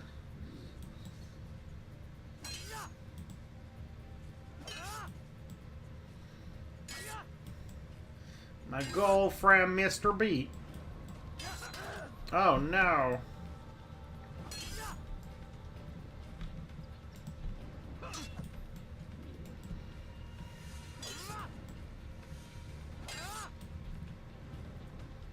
Man, alright. Fighting this game is weird. Alright, let's see.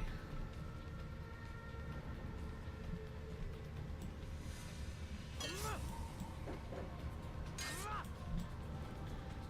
just getting parried over and over again.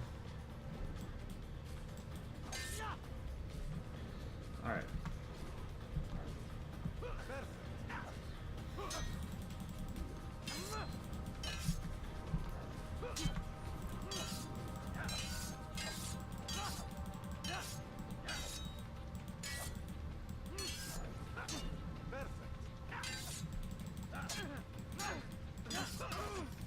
Ooh.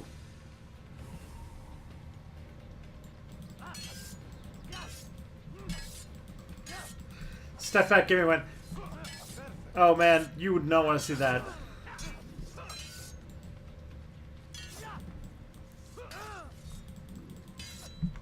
Why does it keep like saying I'm not locked into the fight? I don't understand.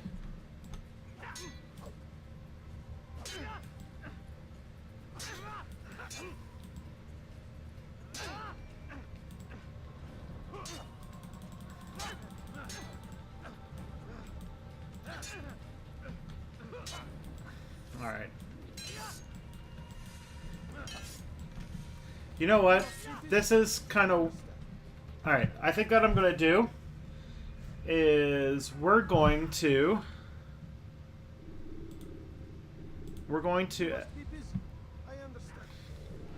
Alright, we're going to... I'm going to take a quick break, go to the washroom, and then I'm going to wait on playing more Assassin's Creed until I get the controller, because this is kind of a nightmare.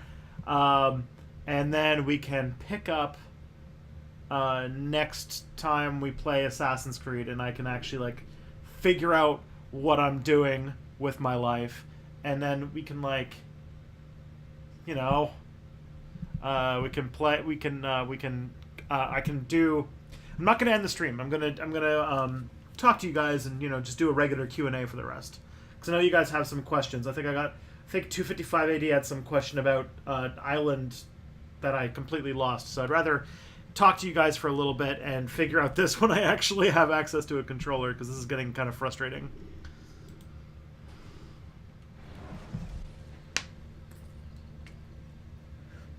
Because it's driving me nuts, and I have to focus too much, and it means that I'm not paying attention to you guys, and this show's all about you guys, so I gotta,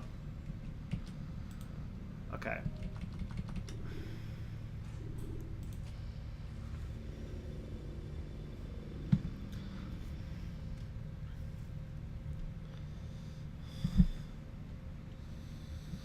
Alright, let's quit game.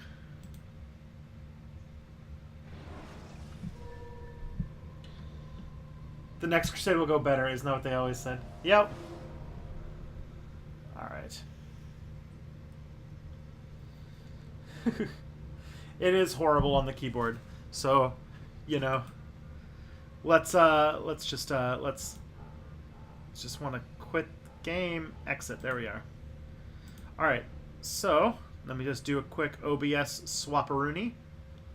And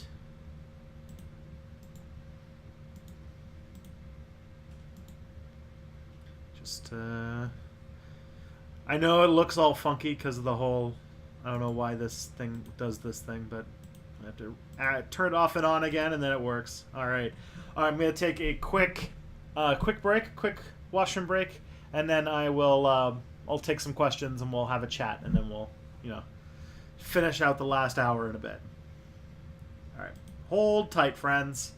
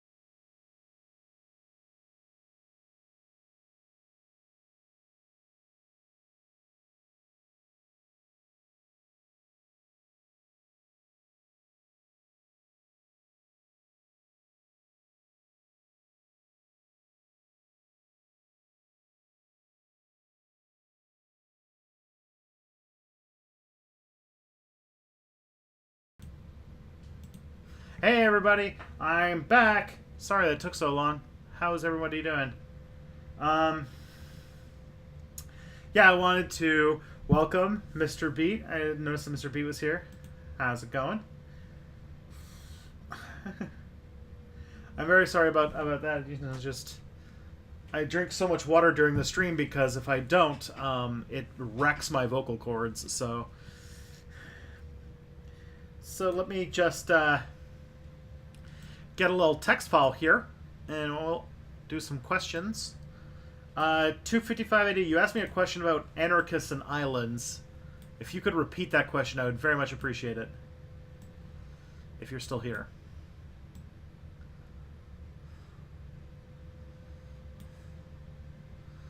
Other than that, we will. I'll hang out with y'all until the end of the stream, and we'll. Do you watch Sean, aka Sean and Jen? If you do, what do you think? Oh, yeah. I totally watch Sean and Sean. It's now just Sean. Whenever a new Sean video comes out, Sean is one of those channels where I will drop basically anything to watch a new video when it comes out. I love it. He has got to be the most thorough researcher in the video essay response thing. I've said about him a couple times that he's like a podcaster on YouTube, and the fact that like his channel is so successful when he has no graphics or hardly any graphics at all, and it's just him talking with a skull for the most part, is fascinating. And I have been very interested in seeing how he does it, and it's because it's just like the sheer high quality of the stuff that he makes. It's really crazy, and I've been super duper impressed by the stuff that's coming out. And sometimes while I'm animating my videos, I think of things like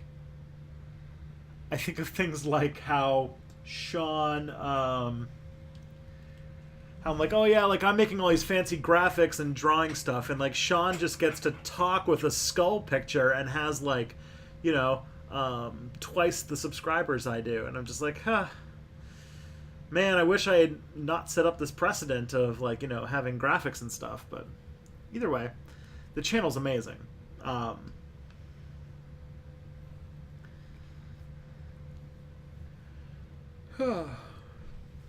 Do you know about Dr. Barwin, that weird fertility doctor? No, I don't.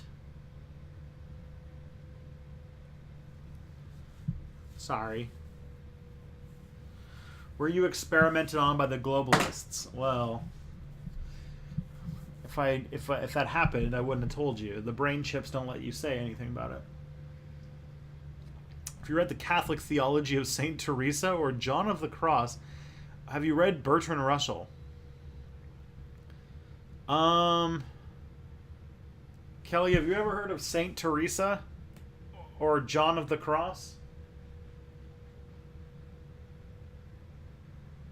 It's funny because I think she's wearing headphones, and so she's hearing my stream delayed by 30 seconds and not hearing me asking her the question that just came up, which is kind of interesting.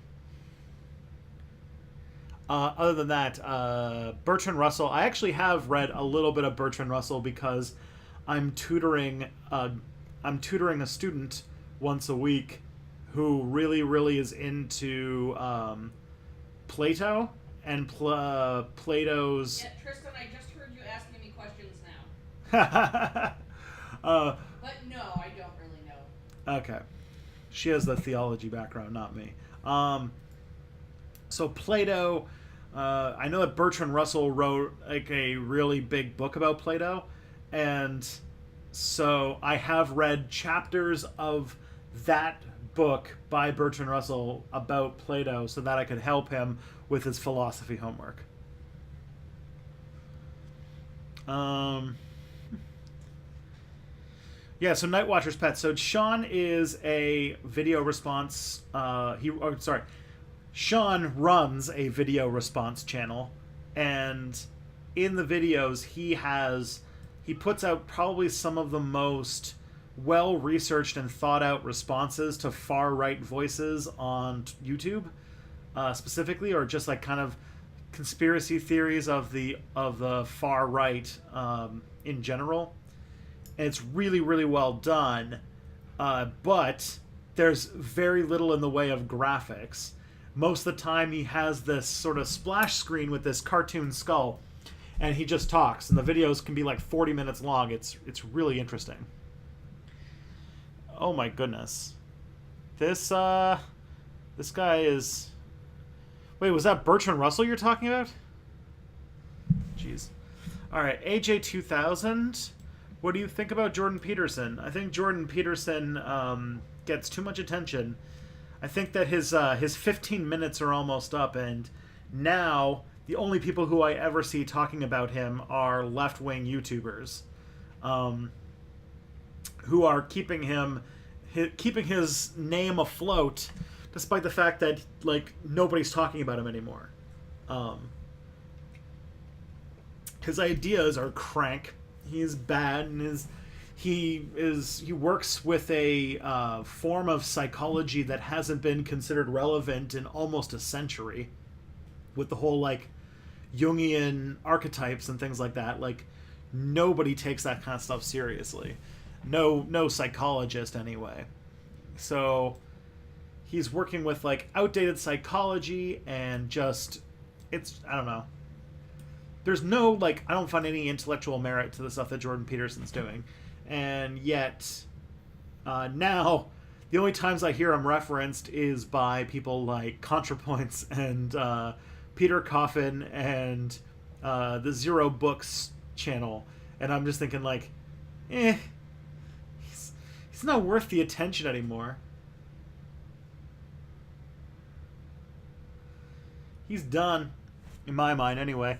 Because he, his following, the people who stayed with him are all the people who he rejects because they're, like, part of, like, the far right, and they're, like, you know, they keep asking him at Q&As about the Jewish question and stuff like that, and he has, like, a little meltdown over it. And he doesn't realize, like, hey, what is it about what I'm saying that's bringing all these people to the event? And then he has, like, you know, tried to, he's gotten to a point where now he needs to start saying even more outrageous things. 'Cause right now he just says like sort of like borderline Christian supremacist, reactionary Christian shit. But like, if he's gonna want to stay in the news, he's gonna have to be a lot more horrible than he is now, because he's old news. Like, what's it called? The right doesn't want somebody who says a few things. They want, like, you know, people who will say that, like, the moon is a conspiracy or something. The bar is always being raised. I don't think he's going to go for it.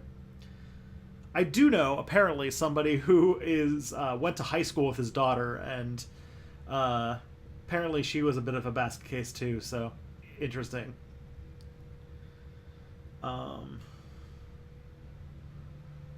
For allegedly using the wrong sperm donor. The couple settled out of court in 1998. Holy shit. This is literally the Wikipedia article, isn't it? Of this guy. Whoa. That guy sounds terrifying and a bit of a jerk. There's so Michael Kirsch is like the moon is a hologram. I once went to a visiting lecturer talk, and it was a guy who studied American conspiracy theories, and one of the guys, or one of the things questions I asked about is like, does this like, because it was all about like how conspiracy theories are a part of like American culture and very well ingrained. It was basically the inspiration behind my first Step Back video way back in the day.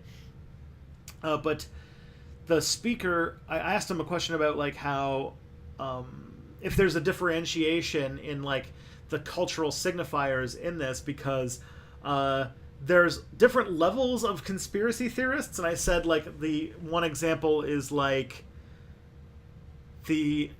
there's some conspiracy theorists who think that the moon landing is a hoax, and then there are conspiracy theorists who believe that the moon is a hoax, and like those are a different levels of interesting. Yeah, the whole thing about PragerU, too. PragerU, there are so many YouTubers in the education sphere who really wish that we could have even some control over what ads run in the front of our videos, because right now it's this really obtuse system that doesn't really work most of the time. And one of the things that we all agree on is everybody is like, I really wish that we couldn't run, that like PragerU was blocked from running ads on our videos.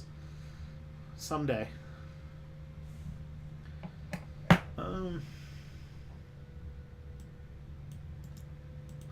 Alright, I should probably start writing these down now.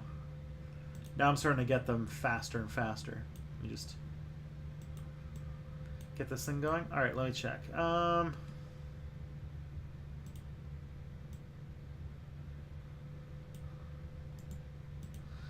me see.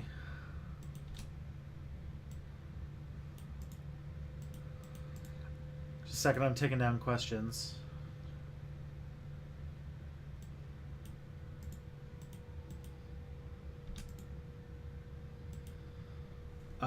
Okay.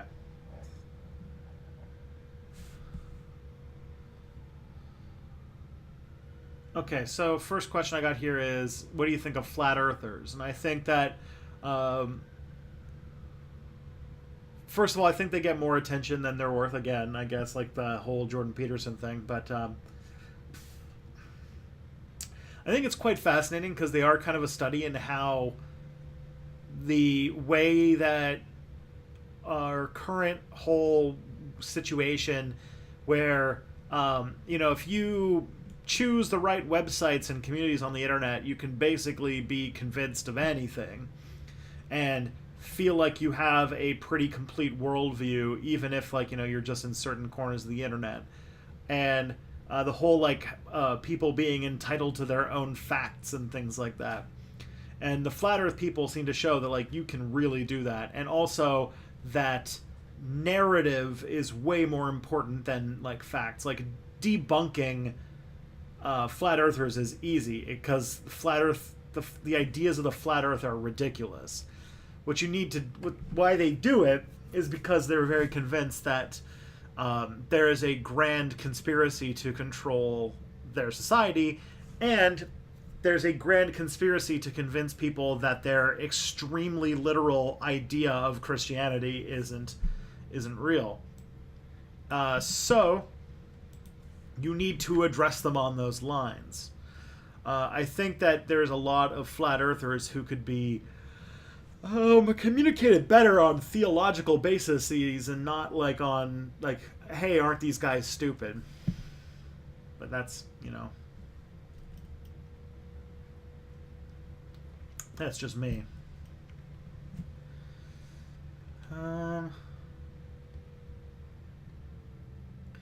Your mother and father referred to Dr. Barwin. Long story short, your father isn't actually your biological. Oh, that's a holy crap. That's quite a thing. I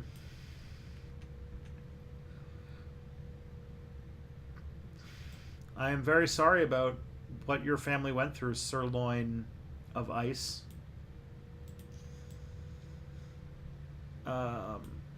Okay, so Bud Gorge, what do you consider yourself ideologically? Most of the time, pretty much all the time, I would consider myself an anarchist and a pacifist. Those are the two things that pretty much are my guiding north stars for any political project that I want to have. So, question forms of unjust hierarchy. Get rid of them whenever you can. And I don't like hierarchical systems and persuasion or in coercion. I also don't think that violence, especially political violence, is constructive towards permanent change. I think that it's a self-destructive form of praxis that more often creates endless cycles of death and destruction, or rallies more people to the cause against you with personal stakes in your downfall that are not going to listen to not going to listen to any sort of rhetoric you have. And so I think that those are the two positions I would go with. Please read Clausewitz and become a Catholic, please. I would be a terrible Catholic. Although I'm very good with, I'm very good at being, I'm very good at shame. So I got that going. I'm sure that but I respect women's rights to bodily autonomy too much. So I'd be a bad Catholic in that sense.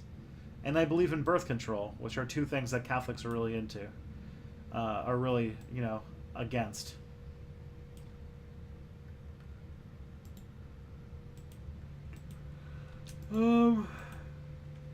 Okay. Ben Affleck.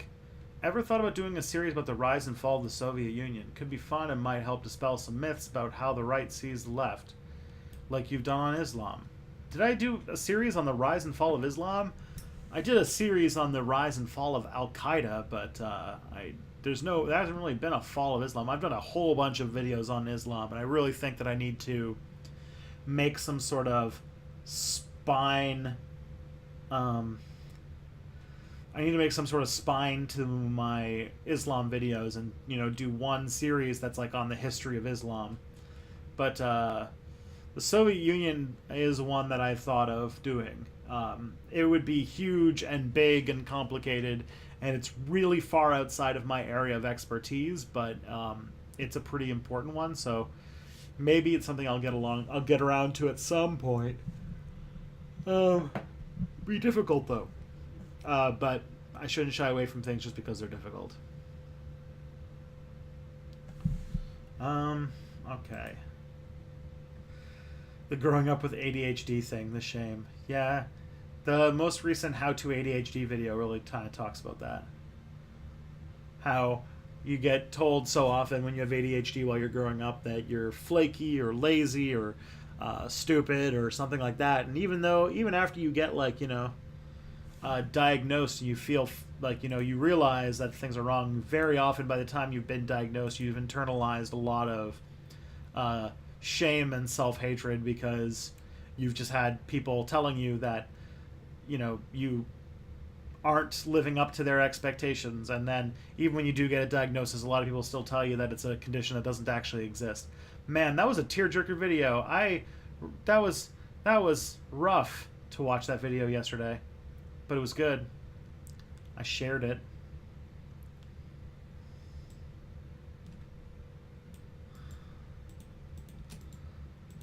Okay.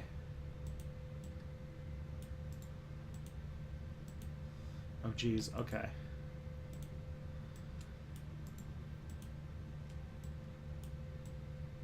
Okay, let's, alright, we got a few more questions. Let's go through these. So, Glitch42, what needs to get done for the U.S. labor movement growing again, / the international labor movement?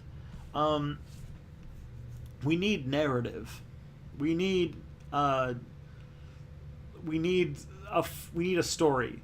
At the moment, the way that we have developed narratives about how the world works are basically divided into two. One that is a far-right, revanchist, sort of fascist-leaning narrative that is made up of the conservative thinking, and another which is a neoliberal, atomized, also right-wing, but sort of like centrist, empty, bloodless, just pointless narrative that, everything's it's like Steven Pinker. It's like everything's doing great, everyone's fine, nothing bad is happening, the world is slowly getting better. You see this in the Green Brothers videos a lot about inequality is worse than it's ever been, and people are going bankrupt all the time because they can't afford medical bills, but we've reduced poverty, we've reduced the people living under $1 a day to $1.01 a day, which makes all the difference. And that means that we should pause and just think about how good everything is instead of, I don't think the Green Brothers would say this, but instead of worrying about things that are actually bad, or things that are really the structural issues that are kind of ruining this planet, and the reliance on rich people to make things better, or that all of the systematic issues are individual choice. This is not a good story. This is not going to be convincing, and this is why it's falling apart. And we really need to develop a narrative that shows that there is a grander story here. There is a story of a group of people who own all of the things that make all of the money, and they have spent the last, I mean, some ways the last several centuries, but especially the last 40 years, funneling all money into their own coffers and making everybody else suffer. And I think that we would need to be more on board with telling that story and realizing that there is an enemy. You know, there's in like neoliberal thinking, there's like, oh, we have to fight the us versus them thinking. And it's like, humans really respond well to us versus them thinking. It's in primal branding of all things. It's just that the them is not everyone who doesn't look like you. The them is, you know, the bosses, the capitalists, the people who own the means of production. It's just that we don't talk about it too much. And we're also too focused on being academic and using political theory and all those kind of things. Like, we just need to like tell the story that like all of our work is being stolen by our bosses, and like, let's stick it to our bosses. I feel like that has a lot more narrative weight than people think. Ben Affleck, the Almighty. Any thought on Adam Curtis? I have never heard of Adam Curtis.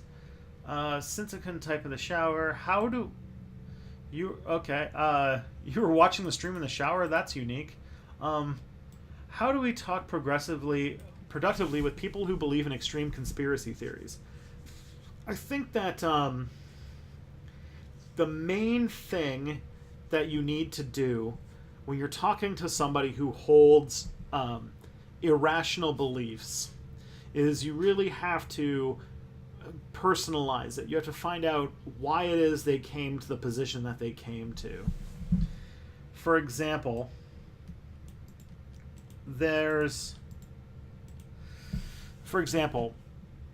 why do flat earthers believe what they believe? And you'd have to pick apart, like, who are the bad guys in their narrative? What stories are they telling themselves? Usually it's NASA that's taking away money. It's them thinking it through a literalist biblical worldview and things like that.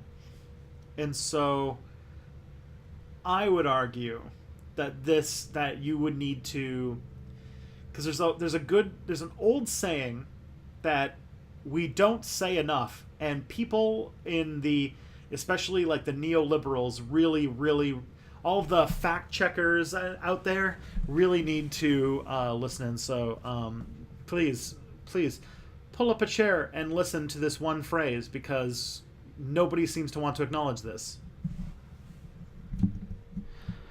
You can't reason something.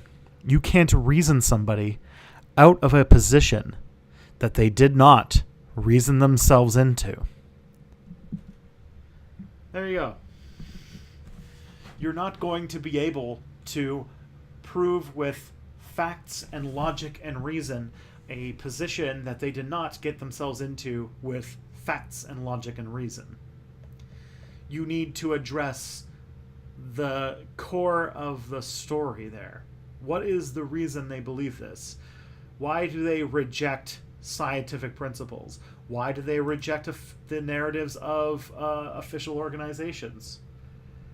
And what social aspects, what are they tied to that causes them to cling to these narratives? When you find out that flat earthers have communities that they feel like that they could belong in, when you realize that it ties them to their religion, which has a high degree of dealing with your high degree of your national and your cultural identity, and not to mention your social groups. When you realize that flat earthers are typically coming from a position of having a conspiratorial mindset against the government, and then also being part of online and offline communities that they would lose if they were to change their position. And then you realize That's what you're fighting about. You're not, by debunking them and showing them that the earth is round, you're not telling them that they are, like, you're not giving them reason and logic to them. To them, you're challenging who they are. You are challenging their identity. And I think what you need to do is you need to talk to that identity. You need to find a way to get them to realize a new story about themselves, one that is conducive with reality. And that is tough. It's very tough. And Ben Affleck, Thanos couldn't have done 9/11 because he would have only taken down one tower. But I think this is also true, as you kind of mentioned, with young Earth creationism, but with extreme Christianity and with any form of fundamentalist religion. Muslims who become radicalized and become terrorists are doing so because they have bought into a narrative that the Islamic world is under siege by the West, that their country, that their people are being destroyed by these invaders. And when you look at Israel, when you look at Afghanistan, when you look at Iraq, it's not hard. Like, they're not right on that front. And you have to really think, like, if you want to disable terrorism, in that case, you need to address the root of their story. Maybe they won't think that there are Western invaders in their lands when there are no Western invaders in their lands. Maybe the 9/11 truther movement wouldn't happen if the government didn't exploit a national tragedy in order to start a series of wars of conquest around Asia. These are the ways that we need to... These are the things we really need to think about. That's how we talk to people. The idea that we can have, like, we can walk in, like, on the first episode of The West Wing and talk to a religious fundamentalist and just point out a bunch of contradictory Bible verses and somehow get them to shut up and walk away is like, it's a fantasy. It's a neoliberal fantasy that you can just make all of the reasoned arguments and that will make people shut up and change their tune. I imagine that if, because, like, all right, if you guys haven't seen it, the first episode of The West Wing, the president, played by Martin Sheen, comes in and just like the whole episode is building up to him coming into the office, and he just dresses down a religious fundamentalist and just points out that the Bible's really contradictory and terrible, and she just walks away and is never heard from again, because that's the fantasy, that you can just reason somebody away from their most cherished beliefs with just all the right facts. If that had happened in reality, that woman would have probably told everything about that conversation, would have told an entire story about how President... What the hell was his name? President Bartlett. That President Bartlett was like some sort of like, he hates Christians, and he, accosted me for my faith, and she would get a lot of sympathy from a lot of people, and all of a sudden, you realize that this is the problem. The liberals need to stop fighting on these grounds. Politics is not an academic game of, like, super smarts whoever did the most homework gets to become president. Like, that's not how the world works. So, we need to be telling stories. We need to be telling narratives. We need to be telling the white supremacists that it's not the people... It's not, like, the reason why your life sucks is not because people who don't look like you moved into your country. The reason your life sucks is because your boss took all of your money. And a bunch of terrible people destroyed the economy to make a shit ton of money for themselves and then got paid for it. And we don't tell these stories because the only response that we have to fascism right now is an ideology that is completely devoid of telling these narratives, mostly because they have very powerful people who give them money who really don't want to talk about these things. And so they'd rather lose than lose their donors.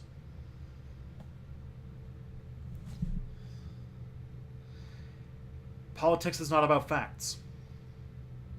I don't think it ever has been.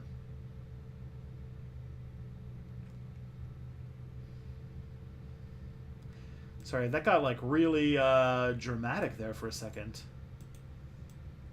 Jeez. You guys always ask me like really hard questions, and so I have to get like real for. I always have. I gotta get real for a second, but I'm like, no, man, I gotta get real for like 3 straight hours, and I can't handle that much real. All right.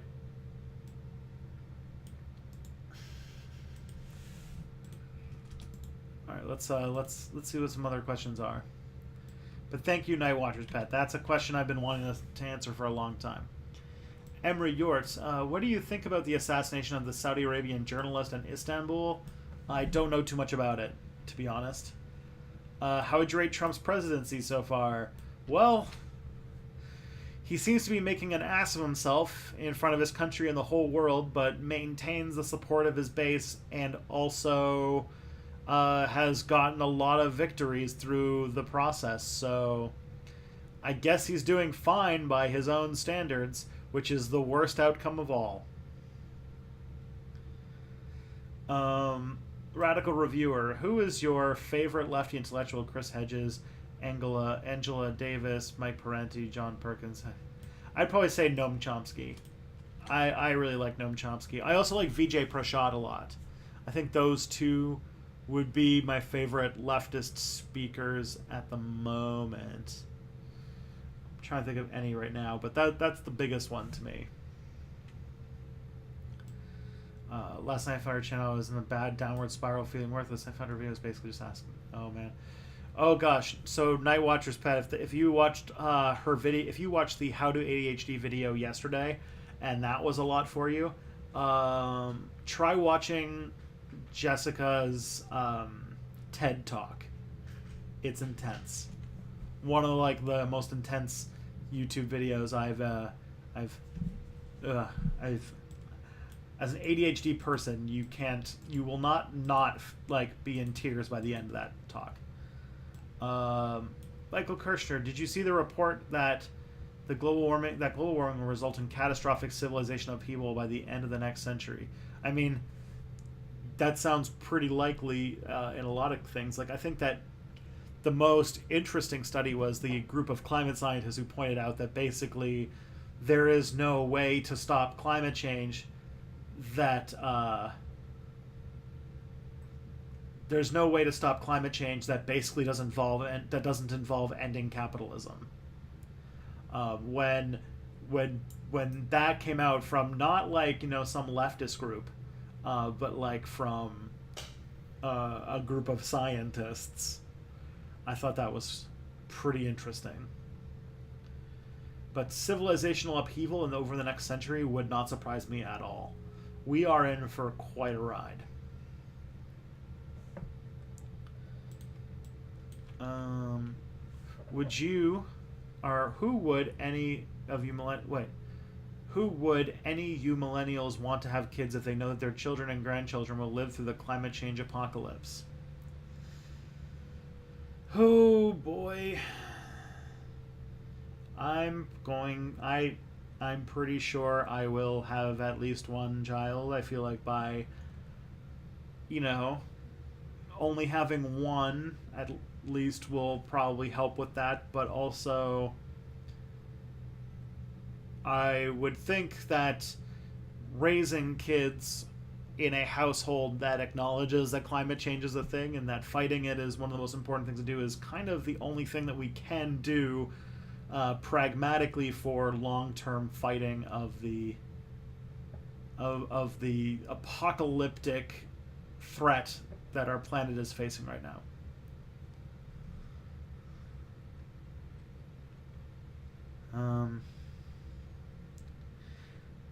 Yeah, there is a kind of great filter thing going on with that.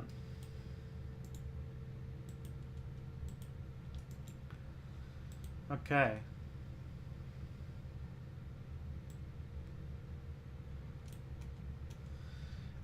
Erudito. I'm catching up from the start of the stream at double speed, and you mentioned the Ottoman Empire as a setting you like. The fourth game, Revelations, was set in like 1511 Constantinople. Oh, sweet. Yeah, I think that since I dropped $26 on a Xbox controller, that I think I don't know how often it'll be, but I think that maybe I'll work my way through the Assassin's Creed series, since people seem to like that. And maybe with a controller I'll actually be good at it. Who knows? I haven't played a lot of console games, so I don't have a lot of controller dexterity, but we'll see how it goes.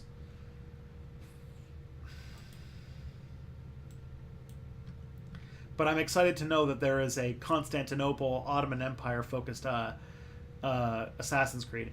I always was under the impression that after like the first game, they just went to white people countries and basically just ignored like all of the Islamic world and the Islamic roots of the assassins. But it seems like they actually don't do that. So I'm excited to see where it goes. I've heard there's one in India now, and I'd be curious to see where it goes. I'm kind of pumped to play the one that takes place. I don't know. There's a few that sound pretty good. Like Ancient Egypt sounds like it would be interesting, and so does the American Revolution and the French Revolution. Those all sound pretty fun. What do you think about centrism and horseshoe theory? I think that centrism is, again, it's people who fell for that, like, you know, that facts make politics move. But horseshoe theory, on top of that, is a way that centrists who really, their political opinion boils down to, I'm comfortable now, so things are fine.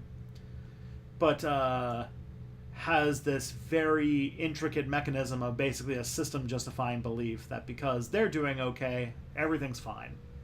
Nothing needs to be changed.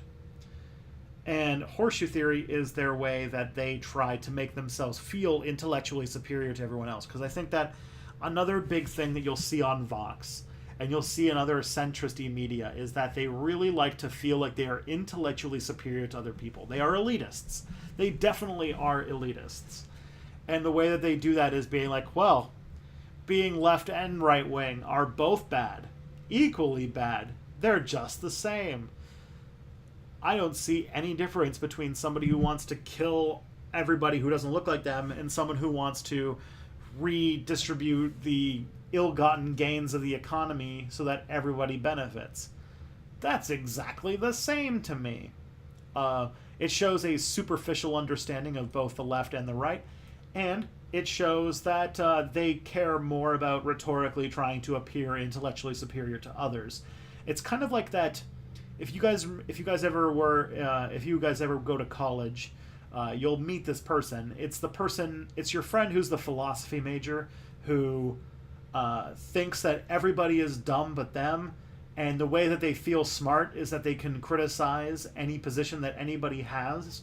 But then when you ask them what their thoughts are about anything, they get really quiet and they dodge because they know how to, they know how to criticize people, but they don't have any actual positions of their own, because it's way easier to critique something than to propose something.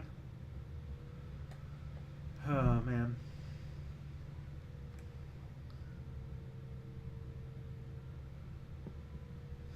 Yeah, as Ben Affleck said, enlightened centrism.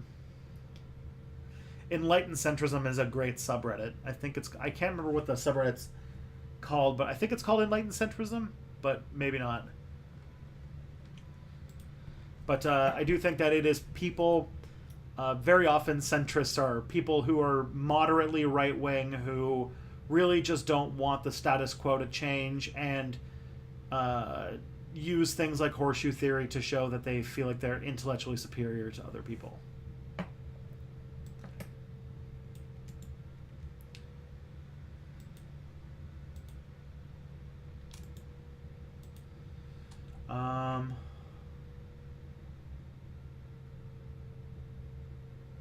Okay. Glitch42 just asked, how do we fix that? I'm not exactly sure what you're referring to. Keep in mind there's a delay, so it's hard to know what specific thing I'm saying that that you're responding to. I know it's annoying, but that's one of the realities of streaming. Sorry. What do you think about Secular Talk? I haven't watched a whole lot. Like, Secular Talk feels a lot like a lot of those like podcast turned YouTube channels that are like lots and lots of content that every day that I don't particularly like want that much YouTube content of. So Secular Talk sounds, if it's the same thing I'm thinking of, it sounds like it's okay, but like it's too much. It's like the Young Turks or like or the David Pakman Show and things like that. Like, it's just like so much content. Although the David Pakman Show is kind of bad, but you know. What can you do? But I think I've seen maybe like 2 Secular Talk videos, and as far as I can recall, they're okay.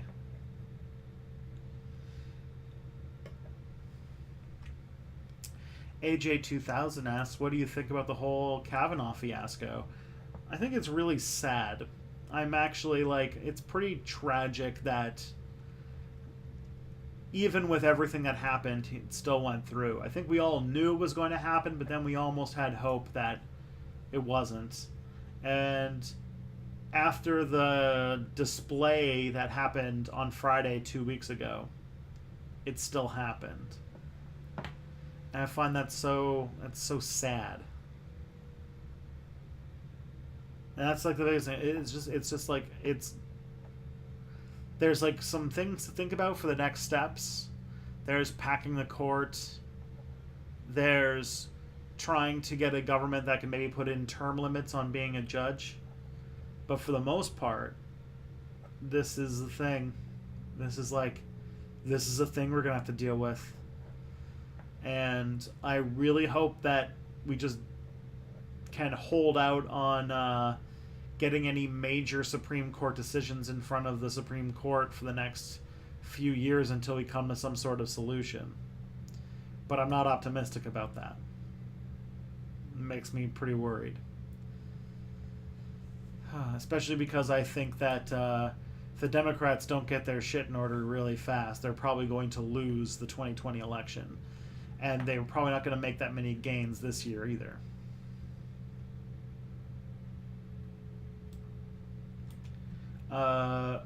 So Mari. Thoughts on Red Dead Redemption 2? I haven't actually played Red Dead Redemption 1, so I don't have all that much to say about Red Dead Redemption. I haven't followed it very much. It's another thing where Red Dead Redemption is a console game. I own a Nintendo Switch now that we have 2 games for. And like the last console I owned before that was a PlayStation 2. So I haven't done a lot of console stuff. So I don't really know what to think about the Red Dead Redemption series. Maybe someday they'll make a PC port of it and I'll play it, but so far.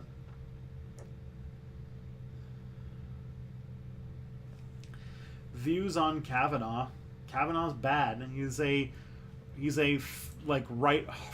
far right wing, friggin' self-flagellating Opus Dei demagogue who's going to make America objectively a lot worse by being on the Supreme Court.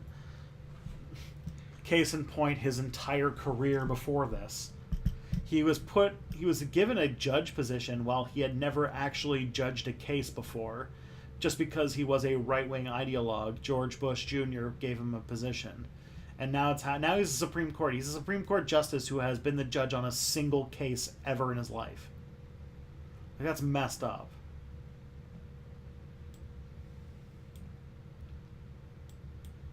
Just because he says like far right wing like talking points, which is what the Republicans want. Not to mention, he has been accused by no less than 3 women of sexual assault, which when it's he said, she said, it's one thing. When it's he said, she said, she said, she said, it's a whole other thing. And, like, yeah, let's not let's not give this person, like, the, you know, uncontrollable power over all these things. It would also be a pretty good idea to maybe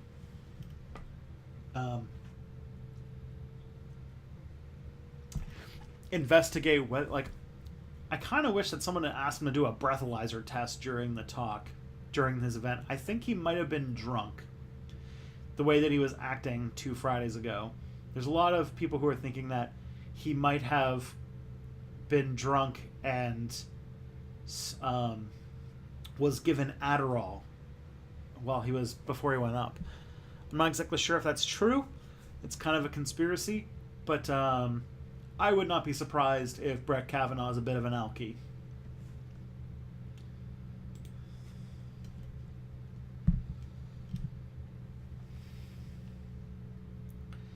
And yeah, definitely civil, like, I do think that it would be great if we could get all of the people to protest this Supreme Court appointment, but people can only pay attention to things for a short amount of time, it seems.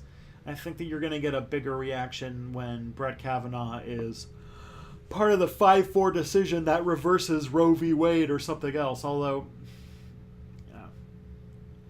the reason why Roe v. Wade is going away, by the way, is because America failed to put in a public health care service. Roe v. Wade was always on flimsy ground because all it was a Supreme Court decision, so it could be reversed whenever they wanted it to. And also that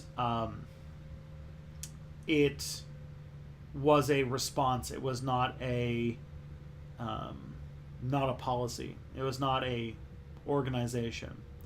But because the Democrats refused to move America to a public health care service, Roe v. Wade was all they had. And now even that's gone. Good job, Democrats. You're so good at this. I'm just astonished by how good at politics the Democrats are.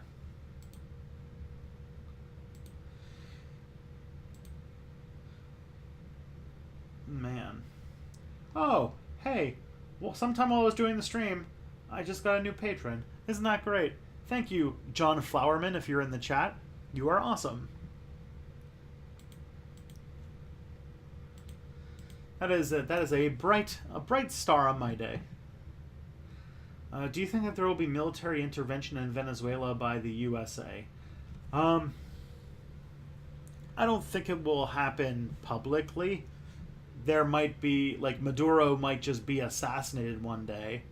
That's much more in line with American foreign policy towards South America.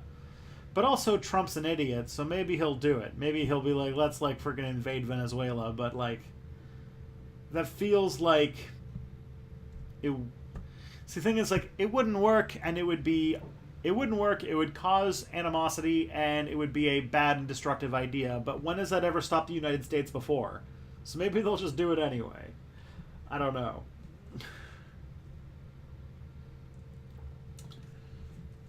You know, it's definitely against the standard, it would go against the standard American foreign policy for Latin America, which is not to invade countries, but to use the CIA to overthrow all of the leaders who go slightly left of fascist.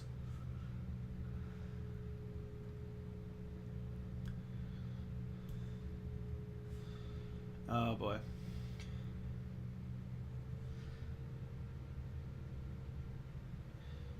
Yeah, you're talking about the Hillary Clinton campaign. Hillary Clinton was a fantastic person at destroying the left in her own party. That was, like, the strongest part of the whole campaign that she ran. She didn't know how to run against a conservative, but she knew how to torpedo the left. She knew that the biggest weakness in the Democratic Party is that if you abuse the social justice-driven people, if you abuse and try to steal the voices of people of color and women and LGBTQ plus people and try to weaponize their struggle for equality against discussions of class and income inequality, then you can convince enough of typical Democratic voters to maintain neoliberal hegemony, because they don't want I don't know, it was very good control of the message. It doesn't surprise me that Hillary Clinton is really good at destroying the left and really bad at fighting the right. But what can you do? Well, the thing you can do is keep your eyes on Kamala Harris, who has all of the Clinton money and basically all of the Clinton infrastructure backing up behind her. So Kamala Harris, when she runs for president in 2020, hopefully somebody who's not her gets through the primary process. Because really, 2020 is going to be won or lost based on the Democratic primaries. I firmly believe that at this point.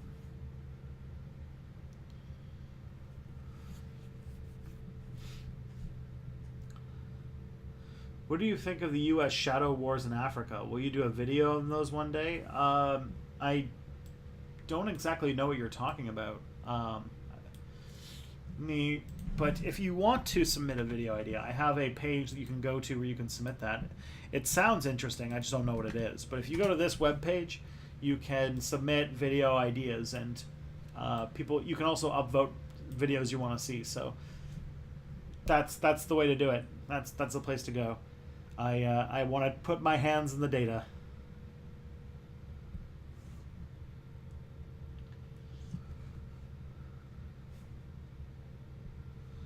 Yeah, let's put the prosecutor who put innocent kids behind bars in the White House. Well, that's where the Clinton money's going. Yay, state prosecutor Kamala Harris. Oh man. The 2020 Democratic lineup is already looking to be... It's going to be a shit show. There's like no less than like... I can think of 4 people who are going to run for president. And those are only the 4 that are like very obviously going to run for president. There could very well be a 5th or a 6th just like hiding in the what's it called? Hiding in the rafters, waiting to swoop in, like Lincoln Chafee did in the last one. Maybe I can go through them if you're interested.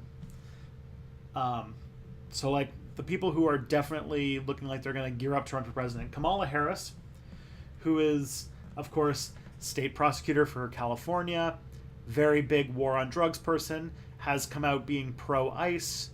She has all of the Clinton money behind her. The second person you have is a giant pile of money with a face drawn on it named Cory Booker, who is very much like the Justin Trudeau of the lineup. He talks a good story. He is a very pretty looking guy. He smiles and he shakes hands and he looks good, and he just does all the right politician-y things. But the fact that he is the single most paid politician by pharmaceutical companies in American history makes me think that he's not going to be a very good candidate for wanting to pass a public healthcare system. Just suspicion. When you're taking that much money from like Pfizer and stuff, you're probably not going to put in public healthcare. So those are 2. The third one is, it looks like Joe Biden's going to run. And Joe Biden, even though he would be very right-wing, Joe Biden, I think, actually, if he did a very good campaign, could beat Trump in the election, because he would fight Trump at his own game in some ways. I don't think that he would actually do super great, but he has the Obama legacy. He has the white Irish working class kid from Boston thing going on. So he could do that. The fourth is going to be the fourth. Looks like it could be a toss-up because I think it sounds like now that this has come up, now that the Democrats are tightening the race in, or that the Republicans are tightening up the race for the election next month, it looks like people have said that Elizabeth Warren has said that after 2018 she's going to take a good hard look at whether she should run for president, and that could be a game changer. Because I think that either Elizabeth Warren is going to run for president or Bernie Sanders is going to run for president. One of them will. I think that if Elizabeth... They're both like BFFs. So if Elizabeth Warren runs for president, Sanders won't. She has a better chance, I think, anyways, of getting through the primary process. And they can't say that she's not a Democrat. Which, like, I guess, like, if you're... Hillary Clinton and Christy Winters are like the two people who that matters to. But yeah, if like she like Elizabeth Warren would do a very good job. She's just also legendarily like she really doesn't like campaigning. But it sounds like things are getting desperate enough that she's going to think that she probably could bite the bullet and just run anyway. So, you know.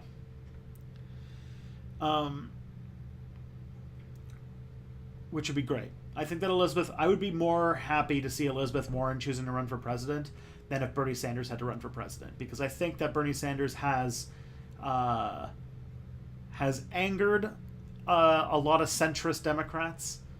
And also, he has... everyone's going to bring up the age issue.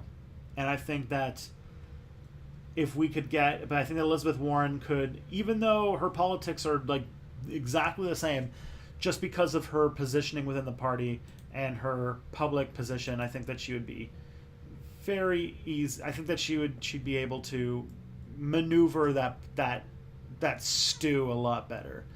And I imagine that Sanders will stump the shit out of her. Like, he's going to probably, like, he'll be a big campaigner for her, and that would be great.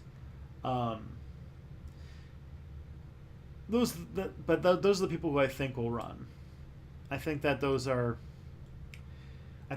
if Elizabeth Warren / Bernie Sanders doesn't win that, the Democrats are in a lot of trouble.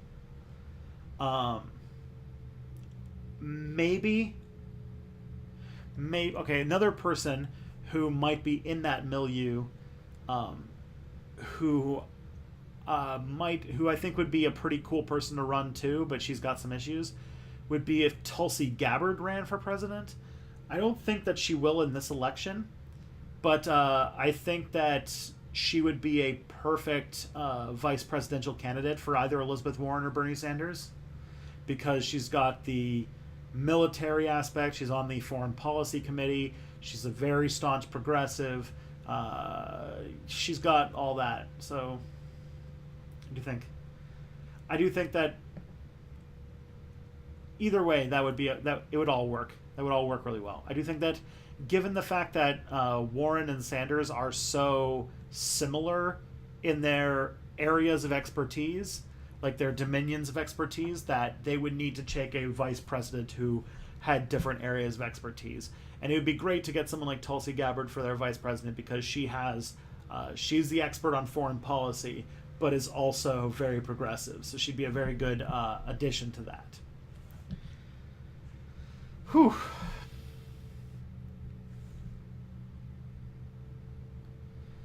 Yeah, and also Tulsi Gabbard's only 37. So in American politics world, she's pretty young for running.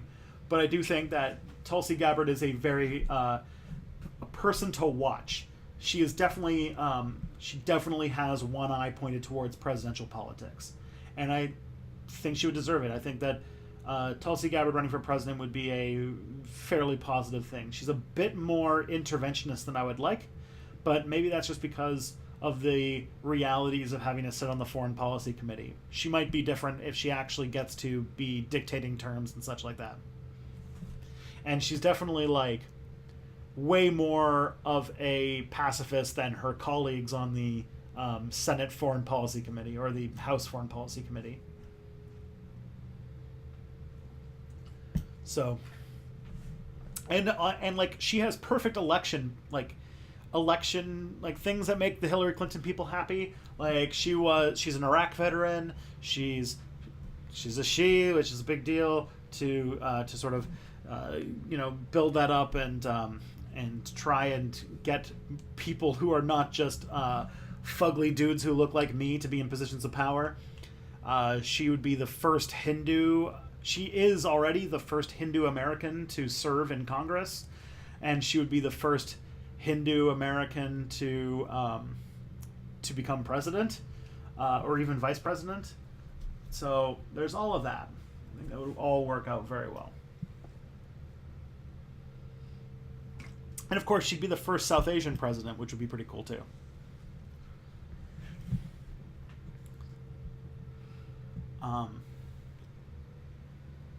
There was also a slight. There's this one congresswoman from California who people have been prodding to run for president, but I don't think she's interested. But she was the one dissenting vote against the declaring war on Afghanistan. I think like the people at The Intercept were trying to push her to run for president, but I think that that's not her thing.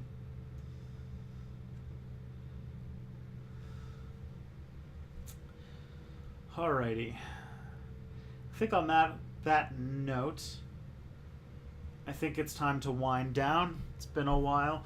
I think this was a really fun stream. Sorry about the issue with the keyboard. Soon I will have a console, and it will be very fun, and you guys will get to see so much fun Assassin's Creed goodness.